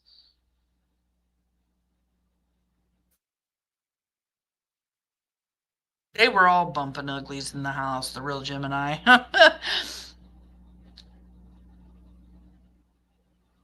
But God was talking to her, and now she's starving. And I'm like, no, I'm diabetic. Like, I need you to please let me eat something, you know? Yeah, because There she is with her diabetic excuse. If she needed something for her diabetes, she needed to get some. I am a diabetic type 2. My daughter is a type 1. So at this point, when she wants to try to say because she's a diabetic, pork was not going to do her a damn thing. If her numbers were going low, or if she wanted to help her diabetes, she needed to take in something with carbs and a protein. This is all just bullshit that she's trying to spew here because she wants and needs that, feel sorry for me while I play the victim. Meanwhile, they're digging for Michael in the backyard. that can be dangerous. Yeah, it really can. It's kind of like you're like beginning my insulin, like sometimes 40 minutes before dinner. Like, it's not always good to do that, but my blood sugar has been so high that it doesn't really matter too much. And then let's just get into the real truth. Anyway, Sarah was always in and out of the hospital, not taking care of her diabetes anyway.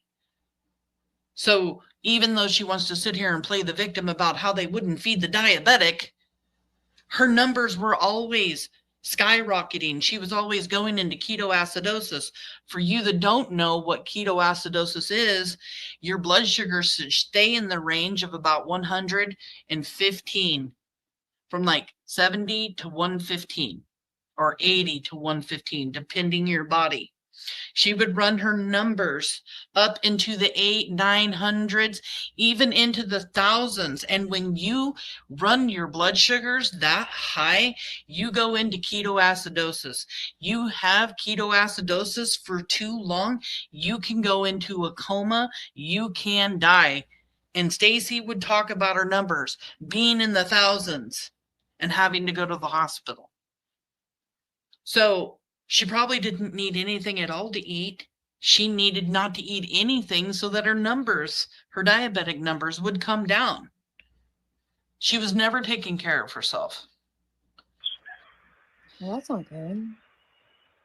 Yeah, it's been in the 300.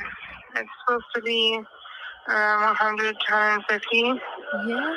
But apparently, her and Tanner, that girl, got into a fight on their her and Stacy's anniversary in April of 2022.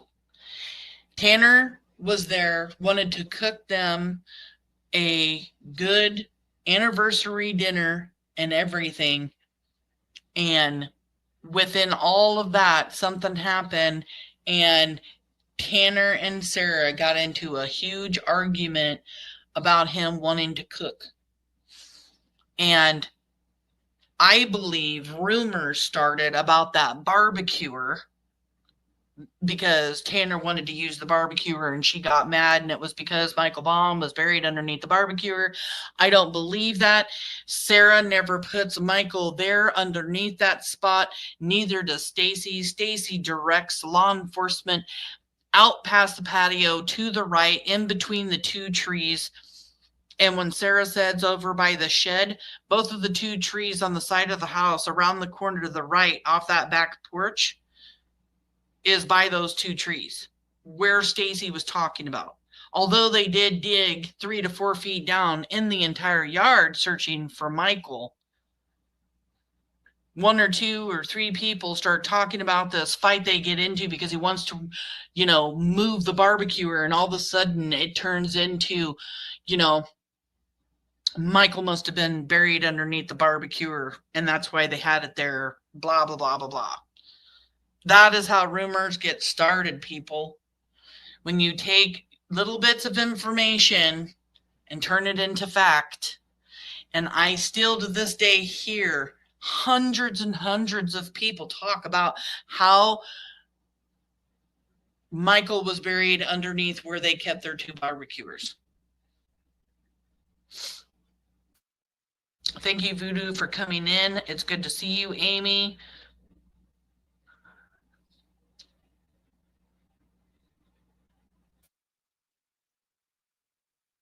Yes, and Sarah had just gone to the hospital just within a day or 2 of Michael's abduction. I almost want to say it was like the day before. It's been in the 300s and 400s.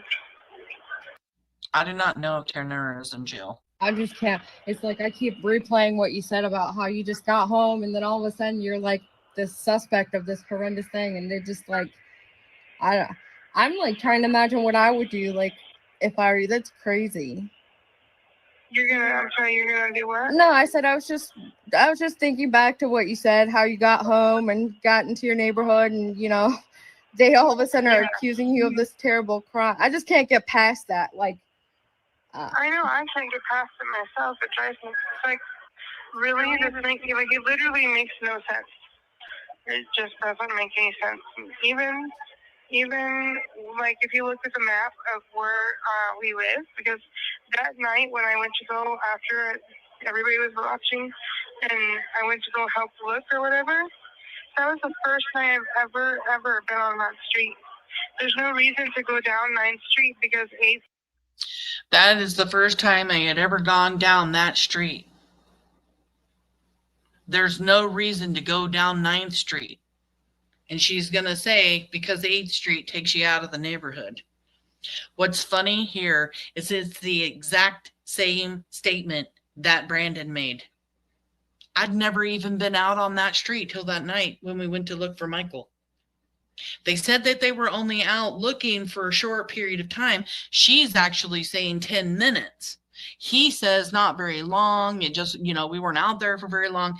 But guess what? Out of all of the roads and all of the streets and everything else that they decide to look on while they're searching for Michael, they pick 9th. So my question to that would be, did they leave the house and turn on Arizona to get to 9th? Were they retracking their steps? Were they seeing if they left anything? Did they leave? Like, did something fall out of the car? Were they just scoping out the area where they had grabbed Michael from? Why do they end up on 9th Street, on the street that Michael lives on? And out of all the roads and all the places you could look for Michael, why would you look there on 9th Street? The one street that probably got searched and looked more than any other street. There's a field, there's a hill going down to the river. All of these other very rural little areas and other neighborhoods that need to be searched. Did they just think that the parents and the family members and that the people in the neighborhood right there on 9th where they lived wasn't searched frantically immediately? But they end up on 9th. And they both, her and Brandon, both And I'd never been out there on 9th Street, not till that night. It sounds like they planned this statement. When you live in a neighborhood, you could go to garage sales. I mean, Brandon delivered Domino's pizza. I mean, I find it very suspicious that they even want to say that they'd never been on 9th Street ever, the whole entire time they lived there.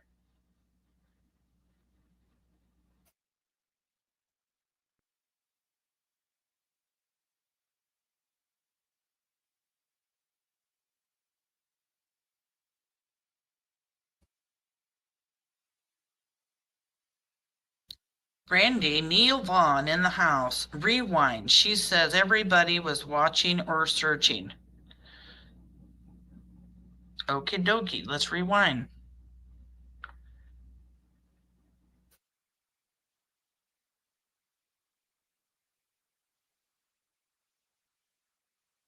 Trying to look for a good spot.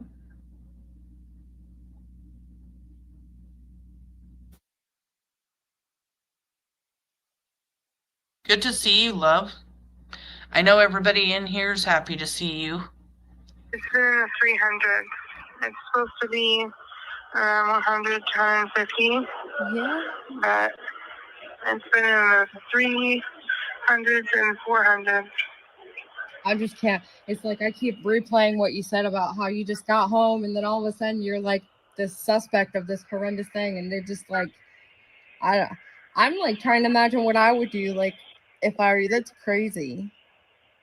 I'm sorry, you're gonna do what? No, I said I was just thinking back to what you said, how you got home and got into your neighborhood, and they all of a sudden are accusing you of this terrible crime. I just can't get past that. Like, I know, I can't get past it myself. It drives me. It's like, really, it literally makes no sense.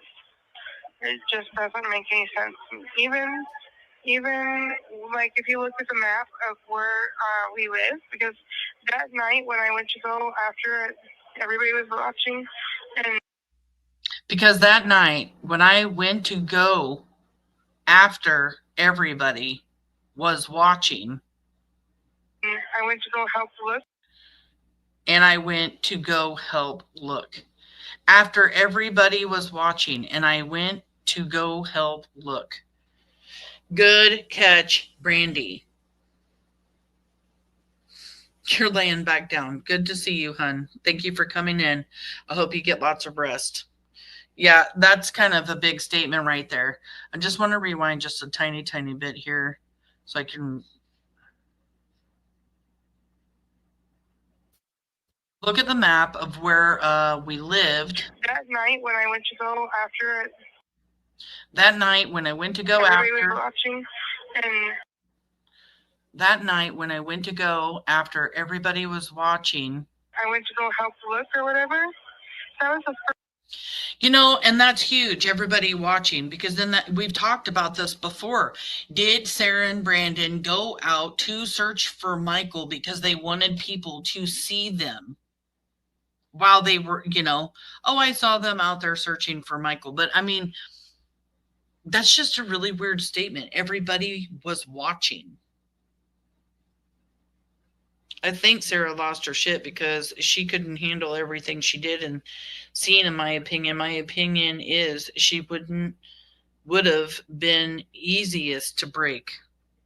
Yeah, she saw something, did something.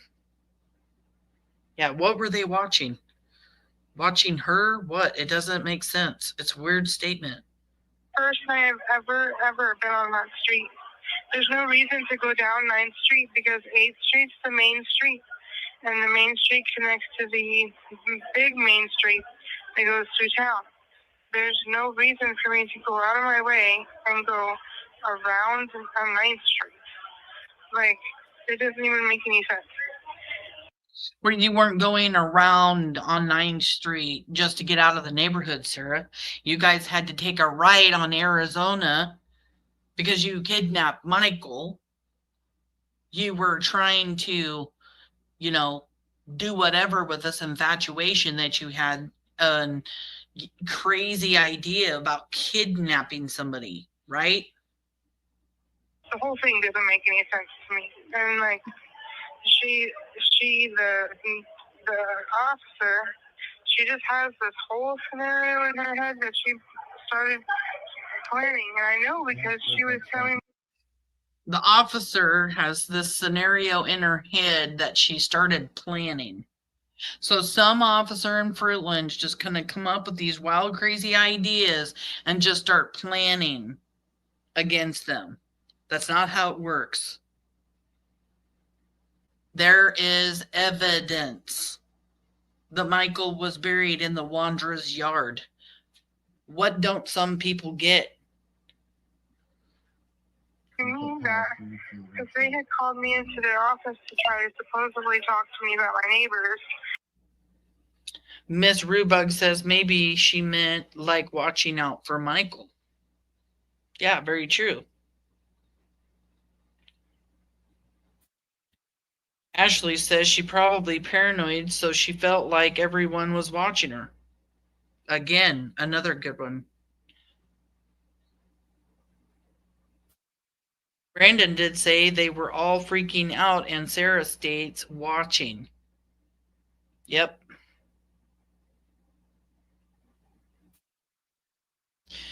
Yeah. It's strange because they would be looking and searching, not watching. And she says watching. Watching people, that's probably what Brandy was trying to say, is that she's saying they were watching the people search for Michael, seeing what they were finding, what evidence they were finding. Any of that, like watching people search. See, there's so many things that can come out of this watching scenario. And they were out there searching for Monkey, or was supposed to be. But it ended up being that they were talking to me about us because I seen the wheels working in that woman's head. Like, she was just trying to fabricate a whole story, and I kept telling her it's not true what you're saying. And she is saying here, this officer is trying to create some story, and she's telling her it's not true what you're saying.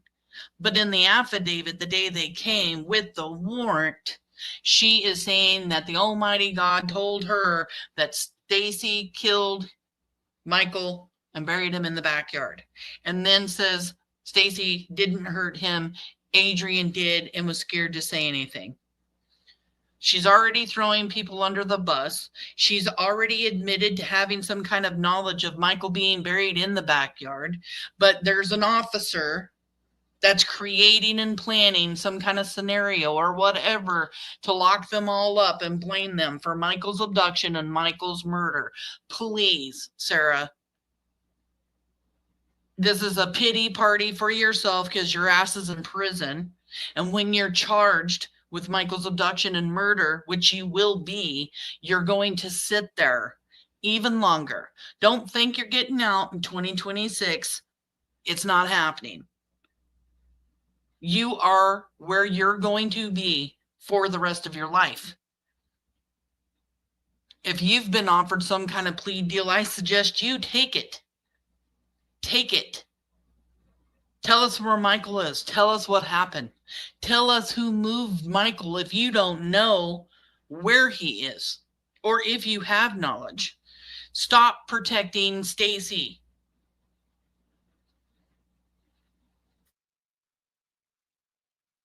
she just ran with it. Like, what she ran with was your own confession when you were served the warrant. Or are you going to say, I was just out of my mind? I didn't even mean to say that. You can tell because I said the Almighty God told me who did it. And now you're going to spin some narrative about how you were so mentally out of it. She knew exactly what she was doing. She knew exactly what she was doing. like she's a book writer or something. What was that about you guys having to put power steering fluid into the car all the time? Oh, into the truck? The truck, yeah, that's what I meant. Yeah, the power steering fluid was always leaking. So we had to put more in there all the time. Because Stacy had said you guys basically left the house and like not even out of the neighborhood. You had to stop to put power steering fluid in the. Oh yeah, we did. Yeah, I forgot about that. Yeah, we. And then she agrees with PJ here. In my opinion, I feel like the only reason she even agrees with PJ is because PJ reminds her that that's what Stacy has said. Because before that, she didn't sound too confident about what she was even talking about. Let's rewind.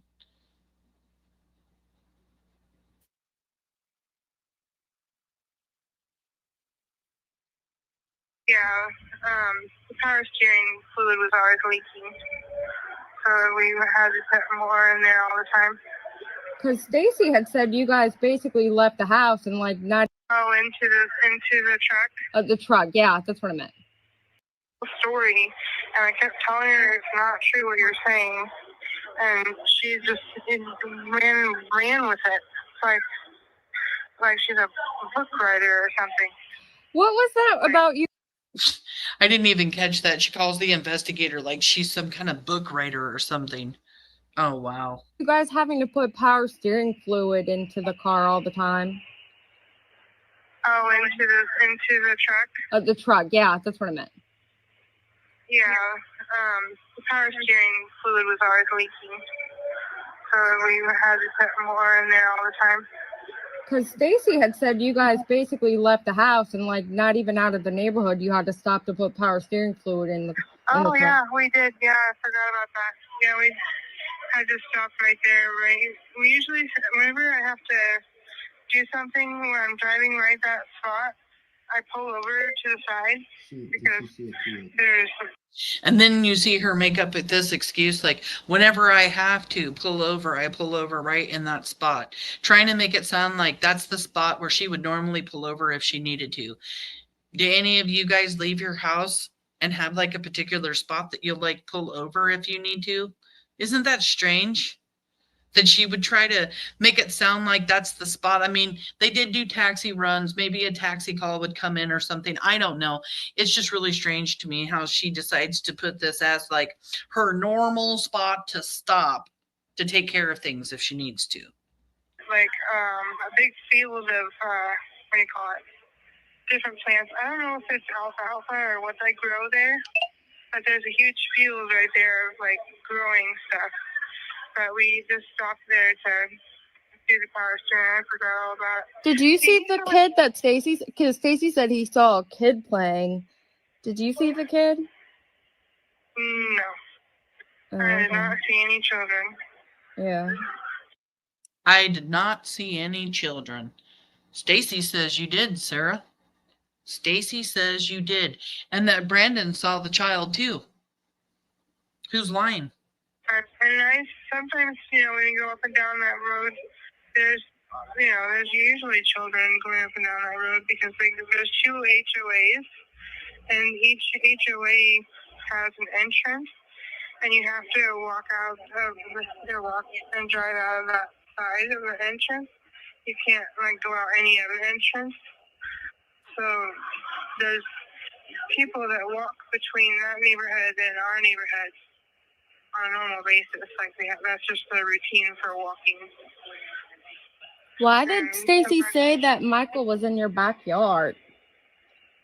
Yeah, I don't know why he said that because he's crazy. Because Michael was never in our backyard. Not even. He's crazy because Michael was never in our backyard. Then why did you tell law enforcement that he was buried in the backyard, Sarah? When they came with the warrant, why did you start throwing people under the bus immediately? Because you didn't want to go to prison for the rest of your life for what you knew happened to Michael Vaughan. What you, Sarah, had involvement in helping to do with an abduction and a murder of a 5-year-old little boy named Michael Vaughan in your neighborhood. Stop lying. I don't even know where he got that from. Yeah, because he said that on a couple of different live streams on YouTube. I don't know where he got that from. Are you serious? I mean, what, did she just not remember saying that or something? I mean, are you seeing, like, let's just deflect the lie. She also said it. Stacy and her both said Michael was buried in the backyard. There's evidence pointing to the fact that Michael was in the backyard. We know that. That is the facts. And then he said that he made it up. He did. He made it up. Ooh. And then Stacy said he made it up. He did. He made it up. And then she's going to agree with him. Or agree with PJ. Because that's just one more way she can deflect. Well, let's just go back and think about it. Stacy tells his mom on the phone, it's in the confession footage, you can watch it for yourself. He tells his mom, you know, or he's talking to Chris Madonna, tells Chris Madonna, I told my mom that I told a fable about Michael being in the backyard, but he was in the backyard. Chris Madonna says, so you lied to your mom, Stacy? And he said, yeah. So he admits to his mom and tells his mom it was a fable. Then he says that it is true to law enforcement. And there's only one person out here in the YouTube streets that helped Stacy create and come up with this wild, crazy idea to just tell everybody, I made it all up. It wasn't even true. They just had me in there interrogating me for 4 or 5 days. I couldn't handle it anymore. I was crying. I was a mess. And so I just told law enforcement, you know, a lie to get them off my back and tell them that Michael was in the backyard. The problem with that is there were anomalies in the backyard. There was other evidence that law enforcement was able to collect from the house at the Wondras.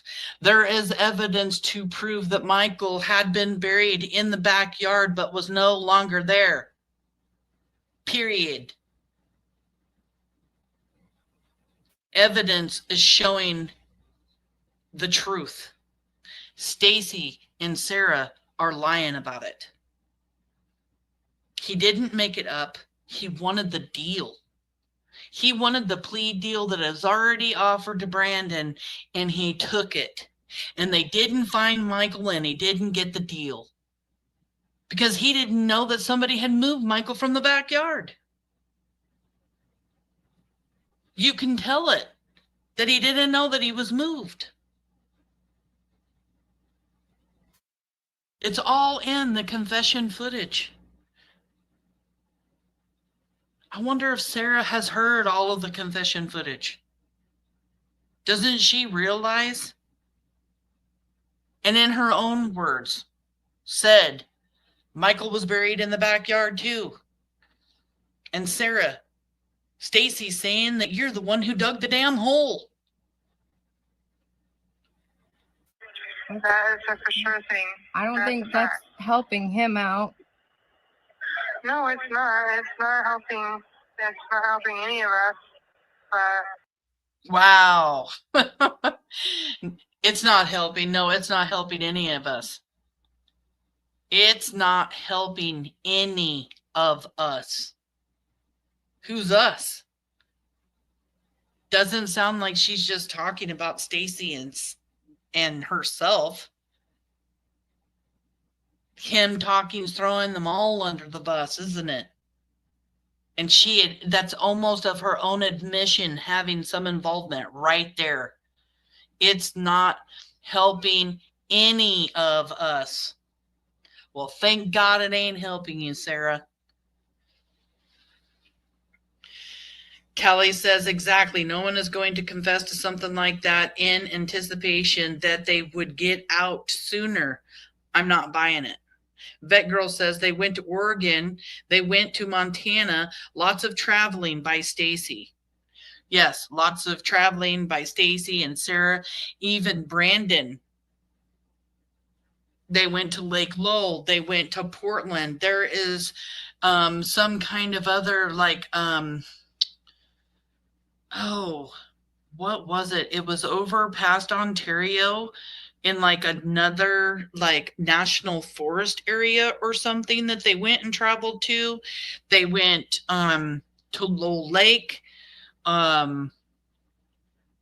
Brandon went and visited his landscaping friends just a couple of days after Michael was abducted.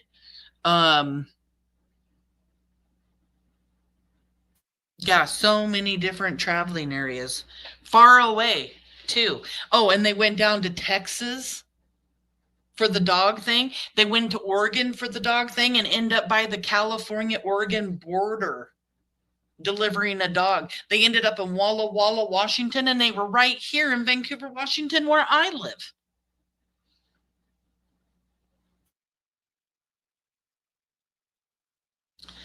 Stacy even mentioned that if Michael is not there, go check Tina's house. Thank you, Kelly. Yes, go check Tina's house too, where cadaver dogs hit. At Tina's house, at the Wondra's house. But Michael was never there. And Stacy was lying, you know?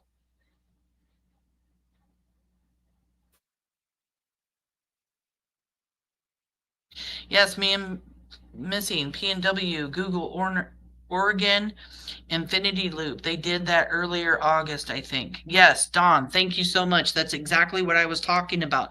It's a huge national forest.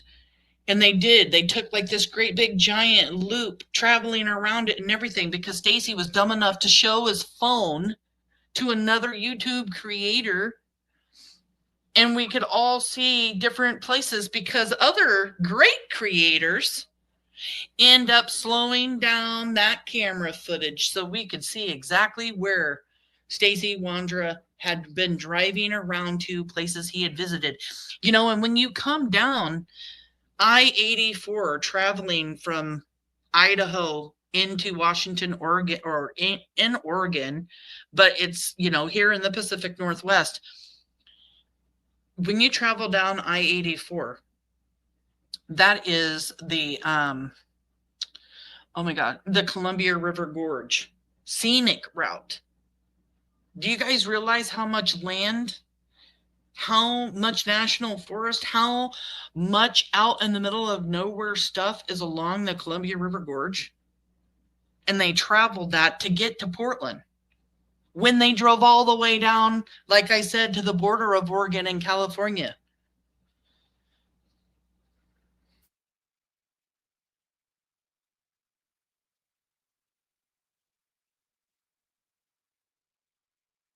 Sodium pentathanol. Yeah. We need some of that, right? Maybe get them talking. Yes, the Craigslist dog lady. I'm traveling everywhere. It's just so strange. Yeah, Labor Dave is no longer with us. You know, this is what he told me, because he told everybody that I have freaking herpes. Yeah, right? He did. Yeah, well, I confronted him about that, and I was like, why did you tell people that I have herpes? And then he said, because I was angry. So he just said it out of anger.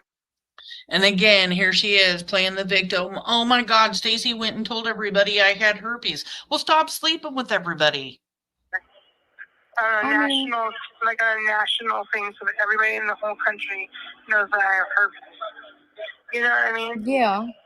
I mean, like, it's not really nice. And then he's telling you that he still loves you while he's talking on all these YouTube channels about how you're crazy and you've got herpes and you were sleeping with Brandon and all that other stuff. And I mean, I don't know. Yeah, I don't know. And then he was talking about how he used to be he used to be angry and he used to beat people up. And then I'm thinking, like, dude, is he somebody that could hurt somebody? Yeah, he used to be like that before he met me. Yeah. Yeah, that's scary. Like, I don't know. Yeah, but he grew up in, what do you call them? Group homes. His adoptive mom put him in group homes because he had too much anger. Dang. You know, I've seen Stacey make up stories before because there was this girl that was in Montana that he got mad at her, and so he went out of his way to call CPS and on her for her kids, even though she didn't do anything. When I was doing an interview with Brandon, Misty, Brandon's girlfriend, was like, didn't you hear Sarah talk about the fact that Sarah Wondra mentioned the girl that he called CPS on? She mentions that Stacey called CPS. That is Misty that she's talking about right here, you guys. Misty and Stacey Wondra knew each other before she got together with Brandon from years back. Didn't have a clue, she says, that Stacey was a suspect or that Brandon or Sarah were suspects in Michael Vaughan's abduction. But here Sarah is talking about Misty and the fact that Stacey made something up to have her kids taken away from her.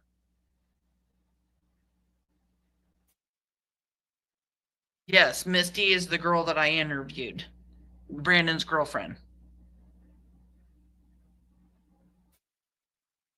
Oh my God.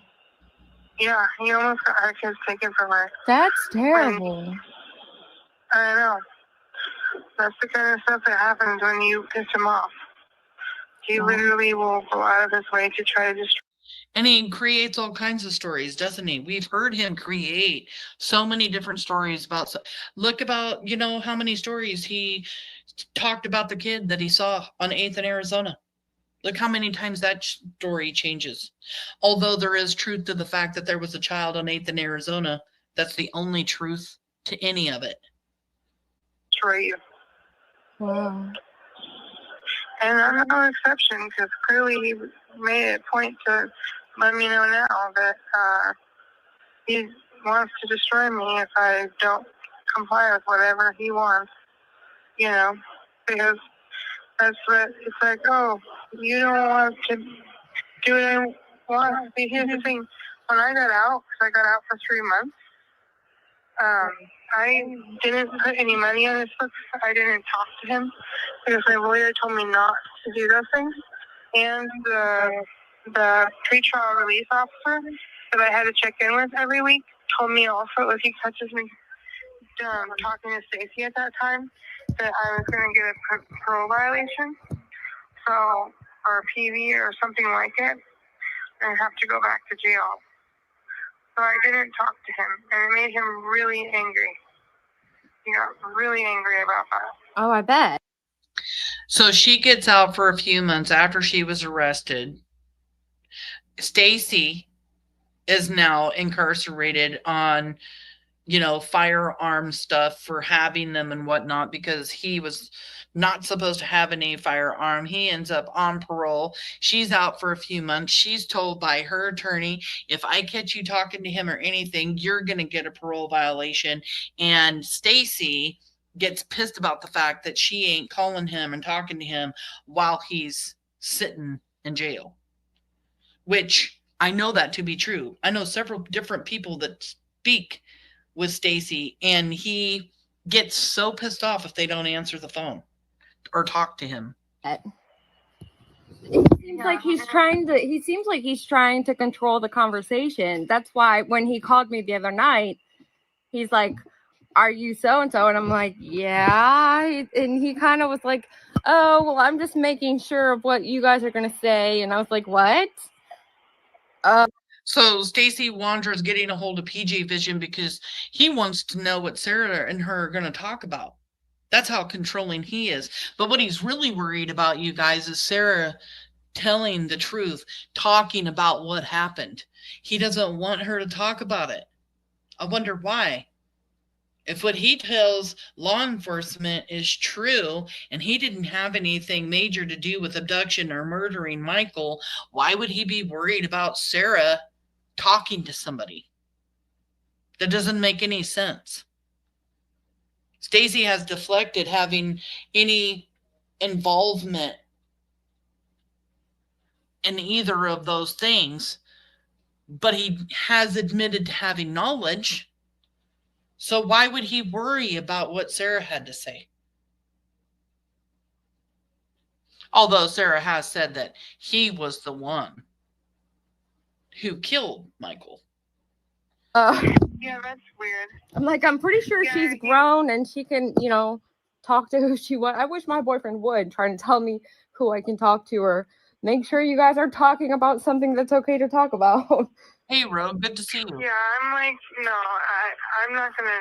He doesn't get to tell me who I talk to. So that's why I was mad originally and wanted to reach out to you, because, like I said, I'd seen him on like 10 different channels, and the one channel that I saw him on the first time, everybody in the chat and the lady that was holding the interview was like, well, put Sarah on the phone. We want to hear her side of the story. We want her, you know, we want her to talk because she deserves her side of the story too. And he just was like, no, she's not allowed to talk. wow, that's crazy. Exactly, Kelly. He wanted the deal. Stacy says he gave the details that he can give. Stacy says he has all the details that he can give LE, and Sarah does not. He said those exact words in the confession footage, that he's the one who has all of the information. He doesn't want anybody to talk to Sarah. He doesn't want anybody to talk to her. That tells me Stacy's involvement in this is so much more than what he's leading law enforcement to believe. So much more. Matter of fact, I'll just put it out there right now. I believe that Sarah Wondra is the one who kidnapped Michael. I think he did it when he came into the neighborhood. I think he came in later than everybody else.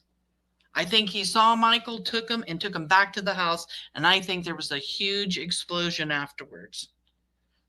A huge argument that Brandon has said happened at the house because he was stupid enough to grab a child from the neighborhood that they lived in. In my opinion, I believe that Stacy is the one who abducted Michael.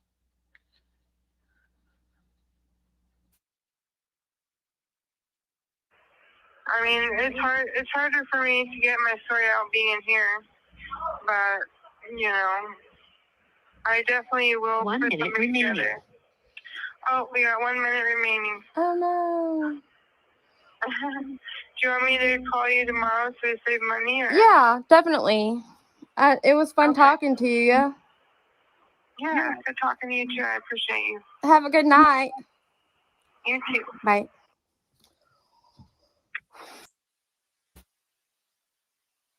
She did a great interview. She really did. I mean, I appreciate her taking the time to do that. My only thing so I was actually looking into contacting Sarah myself, talking with her, having, phone conversations and everything, possibly record. Well, if I talked to her, I was going to record them. Not going to lie. But I thought about, if I had the chance to talk to her and I record the conversations, would I be able to share them? I thought it's not allowed for you to share recordings from, like, if you're recording somebody when they're in jail. I thought it was against the law. So now I'm not sure on that. But I mean, that's a lot of information in there. Even though it was only like a 21-minute phone conversation, can you imagine how much you could find? Whoops. I'm not meaning to add those. I was pushing the wrong buttons. Can you imagine having a longer, more in-depth conversation with Sarah and keeping her on the phone for a little while? You could collect a bunch of information. And the fact that you hear that PJ Vision was going to be talking with her again the next day, like, I'm sure she's turning this all over to law enforcement, which is great. Plus, recordings in jail are recorded anyway, or conversations in jail are recorded anyway. But it's just good because she's definitely contradicting herself. Definitely contradicting herself. Thank you guys all so much for coming in. I really appreciate it. You know, it means so much to the Vaughan family when you guys show up for Michael. Michael was abducted July 27th of 2021, and if anybody has any information regarding Michael's abduction or murder, or any information about the 4 suspects on July 27th, 2021 and July 28th, 2021, Sarah Wondra, Stacy Wondra, Adrian Lucian, and Brandon Shurtliff, please call law enforcement at 208-642-6006 or email findmichael@fruitland.org. No tip is too small. Let law enforcement decide whether or not your tip is credible. There is a reward for over $52,000 for any information leading to Michael, or information that could lead to, you know, bringing this case to an end. Don't forget, you can remain anonymous. It's heartbreaking to see that Brandy is begging again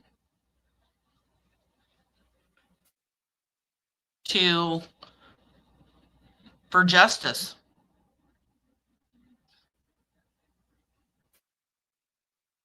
Michael Joseph Vaughan was abducted July 27th, 2021. There are 4 named suspects.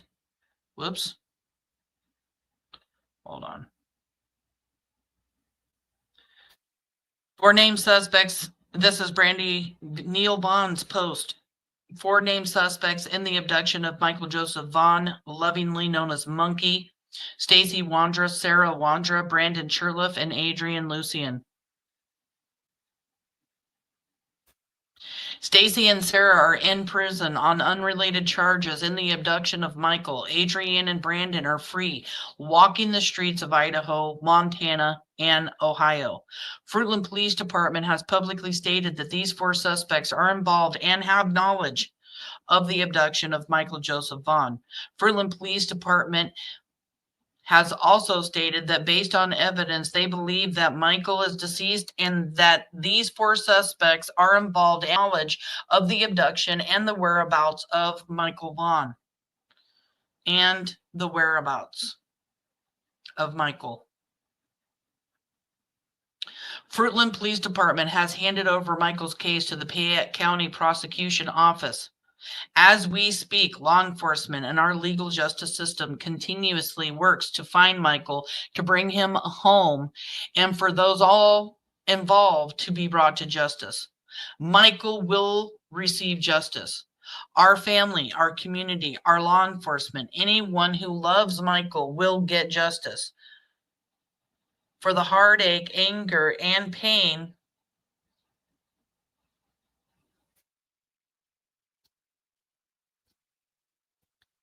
it has been 1,400 days today of pure torture and nightmares of not knowing if Michael is safe, if he's hungry, happy, sad, if he misses us, how much he has grown.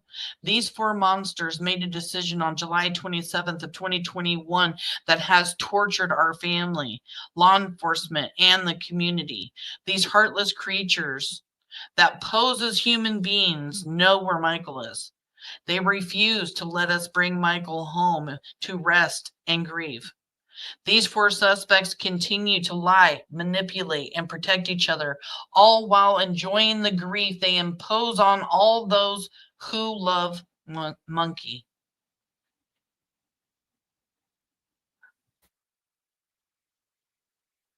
The unknown has been an endless journey, pure anguish, and these 4 suspects continue to enjoy torturing all who love Michael.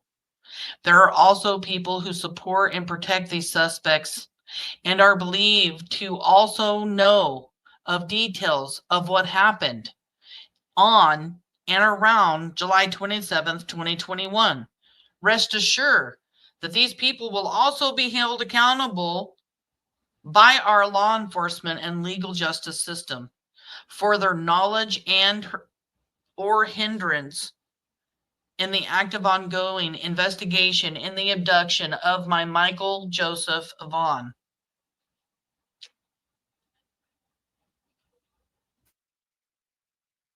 Justice is coming. That is inevitable. I made a promise to Monkey that we will never give up, and I pinky promise I will not.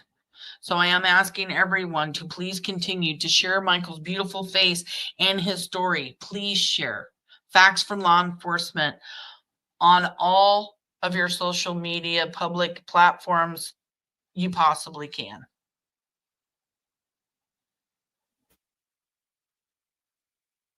I am begging, please, please, anyone and everyone to see Michael's beautiful face. I want everyone to know what an incredible little boy Michael is, and he deserves justice and peace. Please, please, anyone that has any knowledge of the whereabouts of Michael Vaughan and or any information on the suspects from July 27th of 2021 to July 28th, 2021.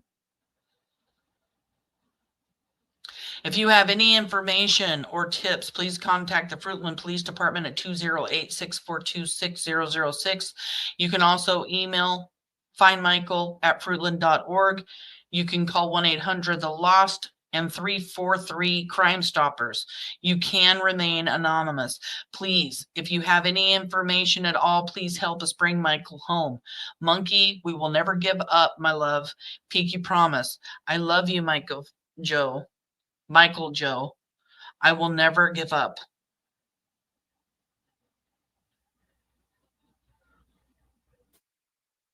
Thank you, everyone, for your endless support, love, prayers, and kindness to everyone. Sincerely, Brandy Vaughan. Brandy Vaughan's Facebook is public. If everybody in chat, there are 144 people in chat right now. If everybody in chat went to Facebook, if you have Facebook, look up Brandy Vaughan. This post is there on her Facebook publicly. You can share it, and then you can put your Facebook on public also and share it. Share Brandy Neal Vaughan begging for the public's help in finding Michael, begging people that have knowledge of where Michael is, including the suspects or people that have more information on these suspects, to come forward. Let's put the pressure on these 4 suspects and the public to come forward with the knowledge that they have of Michael's case. If every single one of us here shared this, maybe even more people will take your post and share it too. That's a lot more, and it's going to move faster out there on social media than it does, just talking about Michael. Please post. Please look for this post, or just share a flyer, or just talk about Michael, especially if you live in Idaho. It really, really helps the district attorney do their jobs. It puts pressure on law enforcement to continue working hard, although I do stand with law enforcement and believe they're doing everything they can. It also is very important to do those kinds of things when we know that charges are coming on all 4 suspects. And we have to stand by the Vaughans when charges come. We have to make sure the court system is doing their job and doing it right, picking good jury members, So please share Monkey's beautiful face. I know Brandy would just love to see him plastered all over social media. She always says, just share his story, share his beautiful face.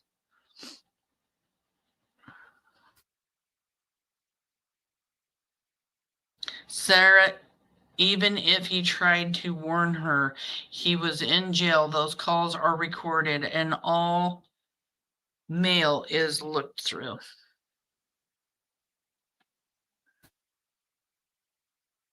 I spoke to Sarah's ex-boss, and that is an eye-opener if anyone can find it. It was on the show where Dolly and PJ covered this call.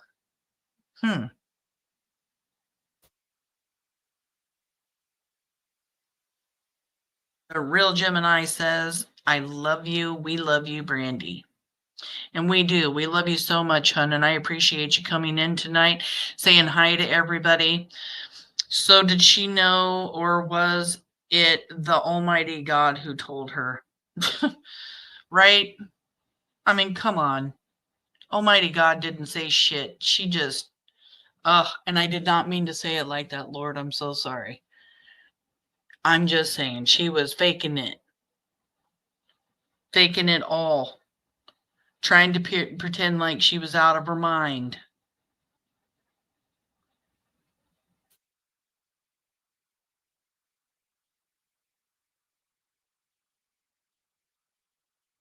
Thank you so much, the real Gemini. I appreciate you for being here. I appreciate everybody so much for always coming in and, supporting Monkey, supporting the Vaughns. If you do the replay crew, you can come in. There were links put for Monkey's project, the Mill Train. Hair Curlers and Crime, thank you all for being here. And thank you, Sam, for all your hard work, as always. Thank you so much. I appreciate that. I really do.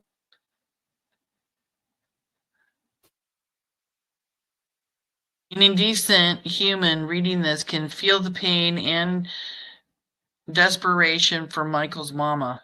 Whoever is covering for these POSs need to help this family to bring their baby home. I agree. She is begging, once again, Brandy is begging people to do the right thing. I mean, I can't even believe there's people out there that have information that just aren't saying anything.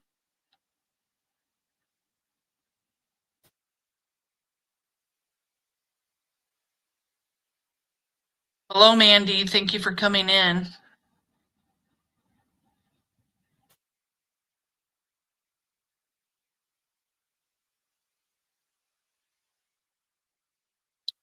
My goodness. Justice for Michael is coming. We're never going to stop. Anyone holding any information is heartless as well. Because somebody knows something.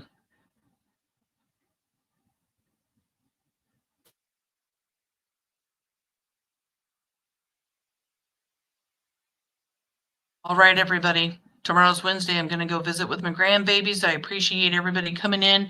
Thank you so much for coming here, supporting Missing PNW, myself, and thanks for being the most amazing chat on the YouTube streets. Have a good night.